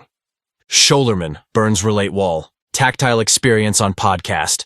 Gary Scholerman and Joe Burns of the Louisiana-Mississippi Regional Group were interviewed in the early summer for an award-winning local radio program and podcast entitled The Tactile Traveler that began airing on Apple Podcasts on August 1st and will eventually be broadcast on National Public Radio, NPR, and other outlets and platforms. The subject of the podcast was Visiting the Vietnam Veterans Memorial Wall, during which both veterans recounted their tactile experiences and the emotions the experiences evoked at the wall. The Tactile Traveler is the brainchild of semi-retired career journalist Nick Eisenberg, who hosts the program, which appears on Apple Podcasts on the first Tuesday of every month. Eisenberg seeks to empower blind people to see the world and help sighted people see the world in a new way. The show is now in its 5th season. BVA applauds airline actions. United Airlines recently began rolling out Braille placards for both seat numbers and lavatories on their aircraft. National media outlets began reporting this week. The move is one that Don Overton believes will make air travel much more comfortable and peaceful for blind and low vision veterans while, at the same time, increasing the efficiency involved in seating passengers and helping them locate the lavatories. Traveling by air is accompanied by occasional frustration and stress to even the most experienced of flyers. But the lack of information and assistance for a person with sight loss can turn into a real ordeal, said Don. The Braille numbers and other basic information that can soon be accessed by touch will decrease our dependency on others and allow the flight crew to focus on their major responsibilities to all passengers. United expects the accessibility features to be available across its mainline fleet by late 2026, part of its plan to further overhaul its aircraft to help the carrier be more inclusive and welcoming for all travelers. United's Chief Customer Officer Linda Jojo told USA Today that the changes are simple for the time being. Braille immediately above the seat and then inside and outside the lavatories. BVA recognizes milestone. 75th anniversary at Heinz. BVA Chief of Staff Tim Hornick composed a brief historical summary, found immediately below, of the association's role in the early beginnings of the first VA Blind Rehabilitation Center, BRC, which officially opened on July 4, 1948, at the Heinz, Illinois VA Medical Center. The center held an open house and reception on July 20th, commemorating the significance of 75 years of service to blinded veterans at the facility. Director of District 2 at the time, Brian Harris, and Illinois Regional Group President Anthony Woodson represented BVA at the event. One of BVA's earliest priorities was to advocate for a BRC. At the time, World War II combat blinded veterans sensed the importance and value of the programs at Valley Forge and Avon Old Farms. However, with the end of the war, BVA recognized that a more comprehensive system of care needed to be established within the newly formed Veterans Administration. Otherwise, blinded veterans who wanted to learn how to live with their sight loss would be limited to the fragmented systems of state and nonprofit services for the blind. In 1947, BVA adopted resolutions calling for the establishment of a BRC. The organization worked closely with VA to make this a reality. The Central Blind Rehabilitation Center, as it later became officially known, was a groundbreaking facility. It offered a wide range of services, including orientation and mobility training, communication skills training, activities of daily living training, and vocational rehabilitation. The center also provided counseling and support services to help blinded veterans adjust to their new reality. Linking these modalities together, the congregate setting encouraged veterans to process the lessons learned together through peer support. This first BRC was an immediate success, and it helped to pave the way for the development of others across the country. BVA has continued to play a leading role in the evolution of VA blind rehabilitation services that go far beyond the inpatient centers. The organization has advocated for increased funding for rehabilitation programs, and it has helped to develop new and innovative rehabilitation techniques. BVA has also worked to raise awareness of the challenges faced by blinded veterans and to ensure that they have access to the services they need. Today, there are 13 comprehensive residential BRCs in the VA healthcare system. Additionally, approximately 160 VIS coordinators provide VA's lifelong case management care. Rounding out the BRS continuum of care are the BROs, the VISOR programs, and the intermediate and advanced low-vision clinics. The future of blind rehabilitation is bright. With the continued support of organizations like BVA, blinded veterans will have the opportunity to live independent and fulfilling lives. VetTech and VetTech Talk. Still strong after full year. An old saying and cliche that remains popular is that time flies when one is either having fun or is too busy to worry about what to do with any spare moments. Such is most assuredly the case for Tim Hornick in planning and carrying out the VetTech Weekly Wednesday webinars and VetTech Talk, which completed their respective anniversaries on October 4th of 5. The same could well be said for the loyal and faithful participants who regularly spend their Wednesday and Thursday afternoons listening to and talking technology for the blind and low vision. Upcoming VetTech topics and scheduled activities are regularly communicated via the weekly BVA Happenings electronic newsletter and through a Monday or Tuesday. Reminder the following week, just before the session. Recent VetTech topics include the National Library Service Talking Books program, exciting updates to Orcam products, the Be My Eyes mobile application, iOS 17.1, and recent innovations to JAWS Fusion and Zoom Text 2024. Atlanta BVA Chapter, both active and giving. An accompanying image is an outdoor photo capturing two gentlemen standing side by side. The two are wearing matching t-shirts and other athletic attire, while holding in front of them, with both hands, a set of additional matching t-shirts. The two are also holding in at least a portion of their outside hands, a souvenir bag of some type. A large group of individuals, dressed similarly to the subjects of the photo, are scattered throughout the background, both immediate and distant. The caption says, Wayne Lawson, left, and William Jackson, following last summer's 10K Peachtree Road Race in Atlanta. The account of the event reads as follows. Members of the Atlanta chapter of the BVA Georgia Regional Group proactively serve others, rather than wait for others to help them, continually extending themselves to remain active in their urban community. Back on June 24th, the chapter completed its spring sock drive for the Atlanta Center for Self-Sufficiency, ACSS, which serves homeless veterans and those at risk for homelessness as one of its most important functions. Bravid Harris, the center's veteran outreach specialist, was on hand to receive the donation of 297 pairs for the veterans ACSS serves. It was the second project on which the Atlanta chapter had partnered with ACSS. On Independence Day, Chapter Secretary William Jackson and Wayne Lawson put their preparation and conditioning to the test by completing the Atlanta Journal-Constitution 10K Peachtree Road Race. Accompanied by guide Doug Smith, USF, Reti Rooks, and Naima Lawson, Wayne's daughter, the duo completed the race in just under 2 hours. There are many things blinded veterans may not be able to do, but we can all maximize what we can still do, and walking is something Wayne and I can still do, said William following the event. The two plan to make participation an annual event and invite all Georgia Regional Group members, families, and friends to join them. On October 28th, the chapter closed its fall blanket drive. Victoria Hilliard and Bravid Harris of the ACSS Veteran Outreach Team accepted the 94 blankets, 28 coats, and 10 pairs of socks collected during the drive. We want to give a special thanks to the chapter's family members and friends who assisted us in this endeavor, said William. Their support made all the difference. Milestone birthdays. For BVA centenarians, BVA National Headquarters joins the Illinois Regional Group in sending congratulations and best wishes to Navy veteran Eugene J. Baltes of River Forest, Illinois, on still another milestone birthday earlier in the fall. The regional group expresses gratitude for his service, longevity, and desire to affiliate with BVA. Gene was born on October 29, 1914, making this recent birthday his 109th. Although not surprising, it is still noteworthy that Gene is the oldest BVA member, not only currently, but the oldest member ever in BVA's almost 79-year history. Gene began his military career in November 1941, just weeks before the Japanese attack on Pearl Harbor. Following his discharge, he worked 18 years for the U.S. Postal Service. His years in retirement have been spent traveling, playing golf, and supporting his church. Gene repeats his advice frequently for a long and healthy life, which is to never smoke and never drink. No less remarkable is that Louisiana-Mississippi Regional Group member Earl Forstall, born in 1919, turned 104 years old on September 23rd.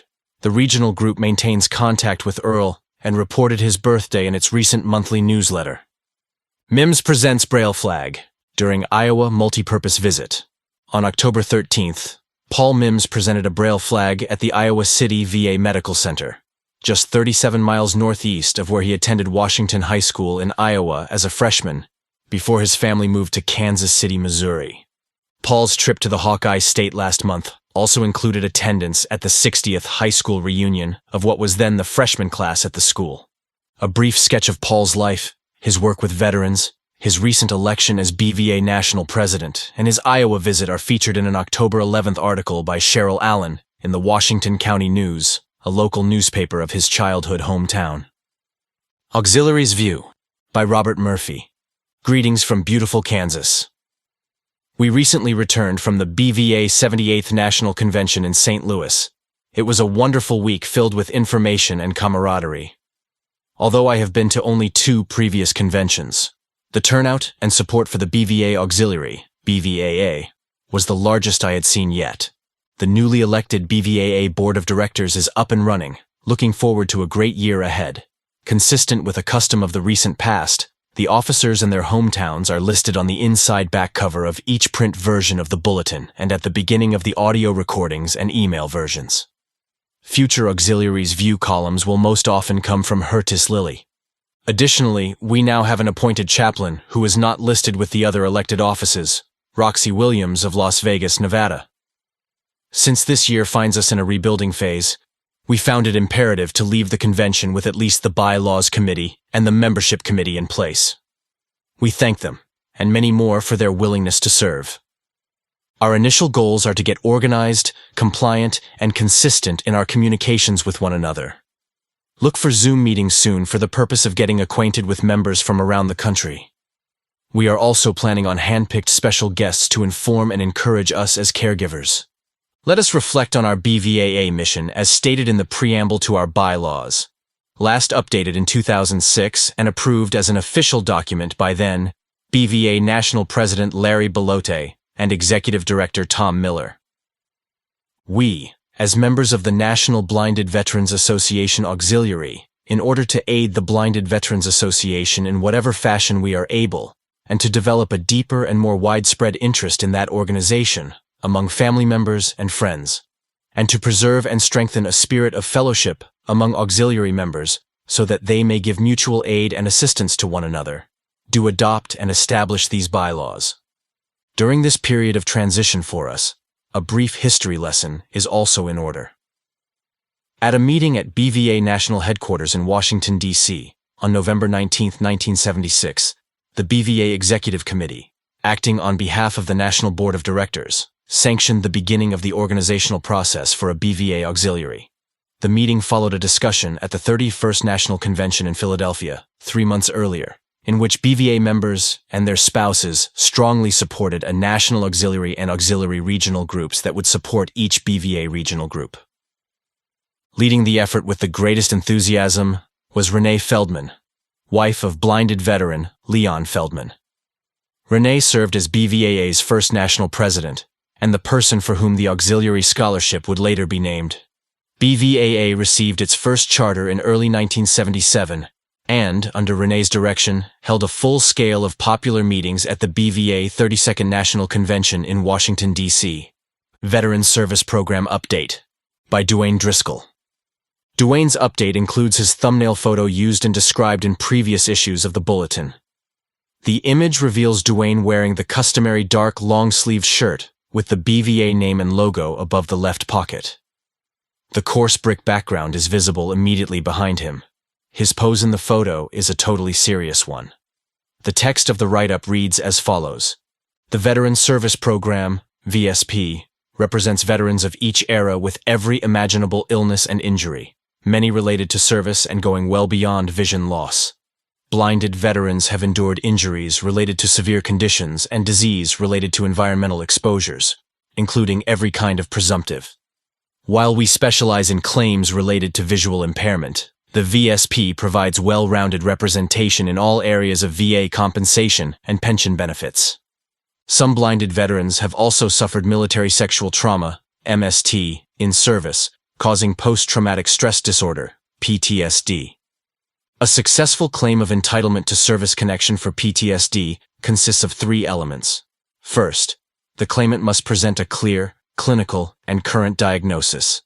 This means they must seek treatment, which can be inside or outside of VA.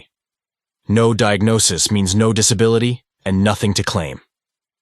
If the diagnosis is something other than PTSD, or if the PTSD was treated in service, the theory of entitlement would then change from what is outlined here. Secondly, the diagnosis must be linked to a stressor suffered on active duty. In other words, the incident in service caused the current condition and not something else. Most often, this comes from the VA Compensation and Pension Examiner. Finally, the stressor must be verified. For combat veterans, the stressor is conceded when the DD2R shows an award denoting combat, such as Purple Heart. Some years ago, the standards were relaxed to allow the examiner to link the diagnosis to a general fear of enemy action, rather than a specific stressor. And in those cases, the stressor is also conceded. However, many MST-related claims of entitlement to service connection for PTSD get denied because the stressor cannot be verified. Often, the victim was so embarrassed about being sexually assaulted that it went unreported, especially for victims of a male-on-male assault. Or perhaps the victim's complaints were covered up and never recorded. Maybe the old paper file got lost or pertinent documents were never added to the file. The regional office must deny the claim when there is a lack of supporting evidence. There is still hope. Sometimes we can scrutinize from the service personnel records that something happened. When a service member has 4.0 evals and then suddenly drops into the unsatisfactory range, that's a sign. Going AWOL after getting a good conduct medal could mean something. All these little things add up and can point to something unseen. Often, we know these claims will be denied when we file them, and this is a rare exception to our practice of only filing claims when there is supporting evidence. We will try to resolve the claim locally, and failing that, appeal to the Board of Veterans' Appeals, where the claimant can offer sworn testimony, which becomes evidence sufficient to place the claim in a relative equipoise status. This means the evidence is equally for and against, which goes in the claimant's favor. Chaplain's Corner, by Kenneth Harvey. A thumbnail image of Chaplain Harvey is located at the beginning of this issue's Chaplain's Corner. It is a head and shoulders picture of a serious pose. Other features of the photo include his formal business or church attire consisting of a white shirt with a dark tie and a dark suit coat. He is wearing eyeglasses that are clear rather than dark. The content begins, "For just a moment. Our Creator asks for our spirit for just a moment. That moment may be when one appears to be broken and life is challenging. It can be a moment when family, extended family, and friends share their woes. Life is filled with unexpected mischief, And it is then that we need the guidance of our Creator. For just a moment. The gist of my comments here is to remind us that alignment requires constant self-inventory. For just a moment, there is an opportunity for the Blinded Veterans Association's leadership and its members to blend, bend, and not worry whether our gift is sacred. Follow the footprints in the sand, for just a moment.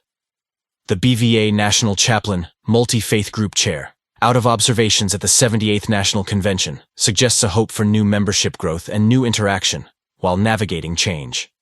Spiritual outreach to our BVA members through this new multi-faith group is Cupid's arrow, penetrating our hearts. For just a moment, I met at the convention 2 BVA members enlightened by purpose. A member shared with me her desire to do more for our organization while, for just a moment, explaining the need to be seen. I felt the impact of that experience. Another member shared with me the picture of a sparrow resting in the palms of hands. She also shared her meaning of how this art helped a close friend through the COVID-19 crisis. For just a moment, we guide ourselves to happiness through chaos. Many others spoke with me at the convention. For a moment, they were pleased by the opportunity, and the difference was made as I listened to their concerns. BVA's light represents our will to work, recruit, and share. Our aim is to accept and respect one another. My moments throughout the convention allowed me to support our will to disagree, while we also entertain a will to accept change. Good news. The Creator already knows and understands our belief systems. For just a moment, I paused to learn from the membership and to reach out to the community. As the National Chaplain, I request your attention, for just a moment, to get to know you all. Take a moment to assist me to serve you and do the same for all appointed chaplains throughout all the regional groups and chapters. We are disabled veterans, challenged additionally by our knowledge that active forces around the globe threaten us. Many of us are challenged also to maintain our rights to be part of a free society. BVA represents our support system, without judgment. Listen, and then lead. For just a moment, silence your spirit to honor those currently serving, the POWs Mayas, and the families throughout our communities who give and who are surrendered to an unknown journey. We stand together with them, if only for just a moment. Although Labor Day will have long passed upon release of this article, it is worthy of mention.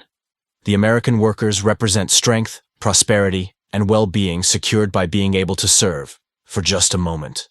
Labor Day honors our will to learn how to survive. We will not surrender, not even for just a moment. I hear your word change. It is possible that faith and grace toward that end begins with us all.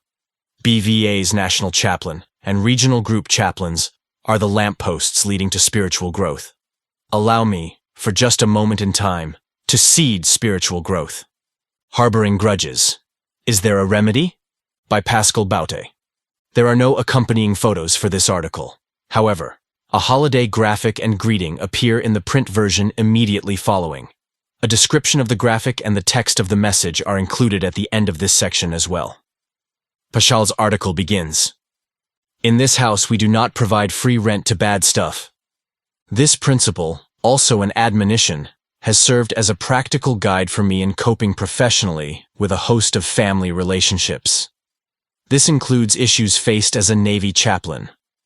Some form of this concept has doubtless worked its way into millions of homes across the world at one time or another.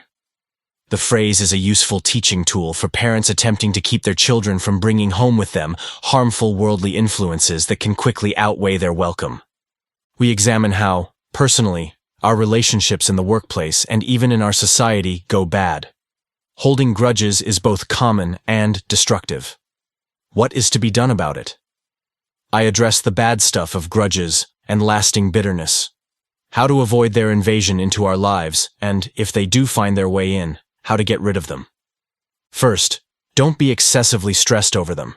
For example, family drama is inevitable because we are naturally and easily caught up in finding fault, thinking that we got the short end of something. As a family therapist, I found that the withholding of angry feelings was common. The most important rule for aging well is a refusal to accept any grudge against us. We must understand that many prefer feelings to facts, fantasizing within their ego that their grudge is somehow going to hurt us. The grudge is entirely self-generated and self-justified. Moreover, once continued, the grudge becomes addictive and searches for additional justification. The longer held, the more impossible the change. By not stressing over a grudge, I do not mean that we should never accept negative feedback or criticism about ourselves. Part of a healthy, ongoing relationship is that we will be upfront about feelings and not store those that are hurtful. Having heard the complaints of many hundreds of couples, it is my assessment that grudges, and grudge holding, are the #1 cause of marriage failure. We can go from one divorce to the next without realizing that it is our self-generated grudge holding that is the root cause. In my 80,000 hours of listening as a therapist, I found that most people are unwilling to develop an observing self that can understand and manage their defensive ego. I remember one husband who refused to accept any negative criticism or feedback from his wife, over many years telling her that if she did not like it, she could leave. He was forcing her to store her feelings. After 20 years of marriage, she finally decided that leaving was the best option. He was devastated, but there was no hope at that point. She had built a mountain of pain that was far too huge to get rid of. I have known several veterans whose grudge-held anger hounded their lives. One blinded veteran sitting beside me at a dining table at a residential blind rehabilitation center, BRC, was already angry with many things, and was prepared to add additional layers to that anger, as other negatives inevitably came his way. George, not his real name, confided to several of us that his wife was always angry toward him, demonstrating that his anger was not operating in a vacuum. If we had not been so shocked when George stood up during a meal to angrily challenge a veteran across the table from him, demanding that they step outside and duke it out, the rest of us could have said, "If you do that, George, where will you park your guide dog?" My multiple BRC experiences found other examples. "Another piece of S blankety blank," the blind veteran announced each time he lifted the cover to his food tray. He did this without exception. Then, he would pick at the so-called S blankety blank for 5 or 10 minutes before getting up to leave. We were certain he had another source of food, because he hardly ever ate anything. He also never engaged in any table conversation. I eventually picked up my tray and moved to another table. He was an intimidating, negative presence for our meals. Another veteran I knew for many years began collecting grievances at an early age. He had a hoard of grudges and was always ready to find fault with others in some way, shape, or form. He never made any attempt to maintain a friendship, so he was a loner. He died of a stroke and heart attack in his early age 70s, due, in my opinion, to his lifetime of collecting grudges. So insecure was he that the only way he could feel okay was to find fault in others. Several years ago, I undertook a personal survey of the VA Blind Rehabilitation Service professionals, with whom I could communicate to discover how many veterans came to them with a negative attitude. The responses ranged from 10% to 90%, with the average being right around 50%. This means that roughly half of all veterans with sight loss are dealing with grudges. The more grudges there are, the more crooked the world is perceived to be, and the more damage we do to ourselves. Preventing and overcoming. A healthy relationship will welcome feedback and even criticism because the parties are all flawed, imperfect human beings. Anyone can misinterpret, step on another's toes, and cause hurt without even realizing they are doing so. But once the feedback is stated and accepted, it should remain there forever. There is no benefit in regurgitating it. Therapists invented a word for reliving and regurgitating bad stuff: catastrophizing. For a relationship to be healthy, it is imperative that grudges be placed in the unacceptable category. If they are not, grudge holders are simply reminding themselves of the hurt and giving free rent to the feeling which will, over time, magnify it and make it larger in the mind than it really is. Grudge holding can now be a form of gaslighting if there is open anger toward another person without an adequate explanation for that anger. What do we do when someone holds a grudge against us?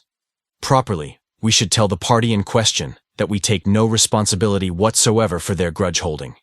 They have created it and they are maintaining it. We may need to remind them that their continued focus on their view of what happened may not be the real facts of the situation.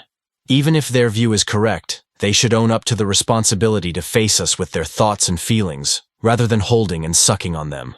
If they choose the latter, this is, in fact, an adult pout and self-justified sulking, a meanness employed to control another.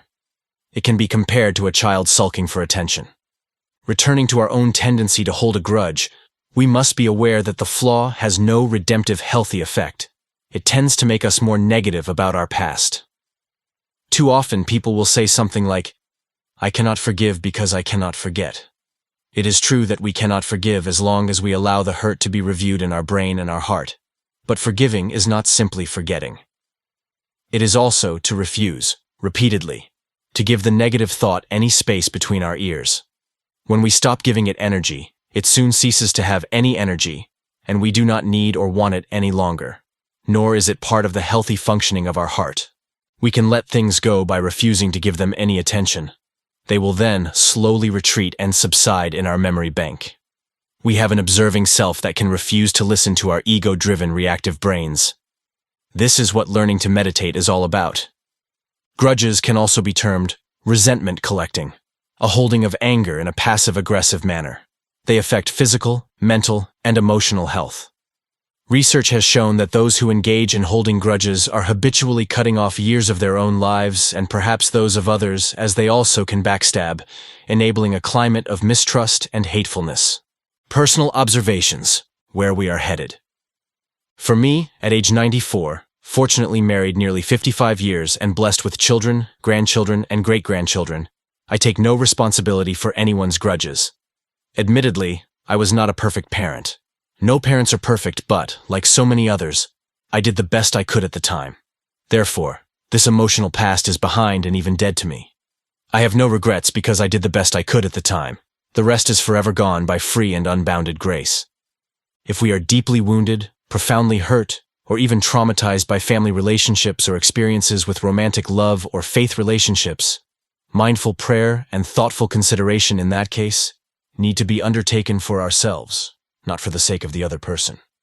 What then is my takeaway from 50 years of listening to personal problems tied to grudges? My answer is that grudge holding is natural, universal, inevitable, and now very pertinent to our national situation. There is massive grudge holding, with feelings being preferred over alternative facts by many millions of Americans who seek conspiracies to justify the grudge holding. Each year brings record-breaking totals of teenagers engaging in violence and committing suicide despite increases in mental health help. We are a nation in crisis. Grudge holding so greatly energizes mistrust, fear, hate, and violence. Can we not recognize this and do something more about it? Blind, no pun intended, grudge holding, for me, is the primary source of our distrustful climate. Our democracy is based on mutual trust. Grudge holding undermines trust and the give and take of healthy relationships. This is a poison for any society. Our nation cannot continue to be healthy if the consistent spread of widespread grudge holding continues.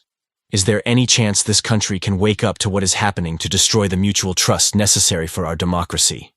The remedy must lie with each of us. Addendum. Parents' Prayer. Lord, help me to live long enough to become the same problem to my children as they once were to me. This is my pay it forward for all besieged, imperfect parents. Amen. The aforementioned graphic is a half-page grayscale shaded box containing large numbers of snowflakes of different sizes at the top, and a few scattered flakes on the side and at the bottom of the box. The white flakes contrast with the gray background. At the far left in various font sizes and styles is the following: Happy Holidays, and a Joyful New Year. Further to the right, still within the box, is the following longer message, all in one size and all italicized. The BVA National Board of Directors and Headquarters staff send best wishes for a joyous holiday season to our members and their families, our generous sponsors and supporters, and all other stakeholders whom we consider dear friends. Of note, Netflix limited series now available for viewing. All the Light We Cannot See, an American drama limited series developed for Netflix, was released on November 2nd. The 4-part series, based on Anthony Doerr's Pulitzer Prize-winning, bestseller novel that carries the same name, follows the stories of 2 teenagers, a blind French girl named Marie-Laure and a German soldier named Werner, whose paths cross in enemy-occupied France during World War II. The story behind All the Light We Cannot See has the blind Marie-Laure Leblanc, actress Aria Mia Loberti, taking refuge with her father and reclusive uncle in Saint-Malo, France, and Werner, actor Louis Hoffmann, a brilliant teenager with an expertise in radio who is enlisted by Hitler's regime. The two teens together share a secret connection that will become a beacon of light that leads them through the horrors of World War II. For more information about the series or to join Netflix to view All the Light We Cannot See, visit www.netflix.com/title/81083008. Uber's service animal and assistive device policy. State and federal laws generally restrict transportation providers such as taxicabs and Uber drivers from denying service to riders because of their service animals. In the case of Uber, the company's service animal and assistive device policy goes a step further, stating that riders with service animals are not required to pay cleaning fees for hair or shedding during the trip. A veteran attendee at a recent BVA Dog Handlers Group meeting recounted to the group a personal experience in which this aspect of the policy was violated by his driver, prompting a request by the committee to post the full text of the policy on the BVA website. Read the document at bva.org/WP- content//uploads/2023/07/07/Ubers-service-assistive-device-policy.pdf. Update contact info via BVA website. BVA National Headquarters receives a substantial amount of return mail from the U.S. Postal Service, primarily from mailings of the print version of the quarterly bulletin. The database also contains outdated telephone numbers that are often difficult to correct. BVA members can now update their address and other contact information via bva.org. The process is a simple one, accomplished on a web page containing fillable fields in which the updated information can be typed. Format preferences for the bulletin can also be updated on the same page, with an opportunity to check any or all preferred options. Go directly to the page to make updates. Visit bva.org/membership/update-member-record. BVA members can also call the Public Relations team at 202-371-8880 extension 316, or send a simple email message to info@bva.org, indicating their preference for an email version, Word and/or PDF, a print copy, or both.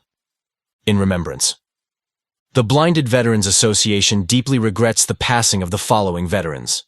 From the Arkansas Regional Group, Alan Brayboy, Carol Henbest, Eddie Jackson, Cape Cod and the Islands Regional Group, Lois Langens, Carolina Regional Group, Robert Bridges, Charlie Davis, Charles Register, Regional Group, Charles Strauss, Connecticut Regional Group, Robert Harriman, Florida Regional Group, Herbert Gray, Harry Martin, Franz Staugler, Gem State Regional Group, Robert Brodesser, Douglas Owsley, Heartland Regional Group, Lowell Dodd, Jeff Thompson, Indiana Regional Group, Jack Caudill, Edwin Krull, Jerry Morrison, Louisiana, Mississippi Regional Group, Jack LeBlanc, James Rogers, Mid-Atlantic Regional Group, Carl Dorrance, Midwest North Regional Group, Henry Abey, New Hampshire, Regional Group, Walter Paquette, New Jersey Regional Group, Andrew Barna, Clarence Jones, New Mexico Regional Group, Linda Galindo, Ohio Regional Group, Richard Lee Byrd, James Browning, Jasper Devine, Walter Parks, Tony Petrilla, Jose Sandoval, Pennsylvania Regional Group, Richard Green, Puerto Rico, Regional Group, Andres Carrasco Cruz, Frank Ortiz Malavet, Ortiz Rosario, George Young Allen, Rio Grande Regional Group, Eduardo Artalejo, James Carlisle, Thomas Carrier, Wallace Erickson, Rocky Mountain Regional Group, Silas Coleman, Southern California, Regional Group, Neftali Sanchez, Southern Nevada Regional Group, Roy Kekahuna, Paul Roach, Joe Tasby, Washington Regional Group, Lucille Daniel, at-large BVA member, Nome, Regional Group Affiliation. David Potter from Fresno, California. Final thought. As is always the case, the post-convention 2023 bulletin comes to a close, with a finale color photo and a brief thought. The photo is an angle shot of a gentleman standing to the right of a lady who is helping him with a task related to the screen on his mobile phone. Both are looking downward at his device. The two are dressed casually, highlighted by the baseball cap, blue polo shirt, and BVA convention name badge that the gentleman has chosen to wear. In the immediate background and to their left is an informational foam board situated on a full-length easel that contains the term "way around" as one word. A company logo graphic is seen to the left of the word. Behind the foam board and to its left are a long series of tall windows. The final thought reads thus: navigating a hotel like the Marriott St. Louis Grand, with its hundreds of guest rooms, along with meeting rooms numbering more than a dozen occupying an entire city block, is an inconvenience for the perfectly sighted. For the blind and low vision without a constant sighted guide, the task can seem near impossible. Way around to the rescue. Convention attendees such as Larry Harper of the Louisiana-Mississippi Regional Group is pictured here with Jessica Hipp, Way Around's Chief Operating Officer. Jessica helped Larry download an application to his mobile device that could guide him to nearly every BVA 78th National Convention event within the hotel. A silver sponsor at the convention, Way Around hosted and made a presentation at the Tuesday Lunch and Learn. Jessica and her colleagues also greeted a large cadre of interested visitors who stopped for an explanation of wayfinding technology at booth 305 of the exhibit hall. And this concludes the audio version of the post-convention 2023 BVA Bulletin.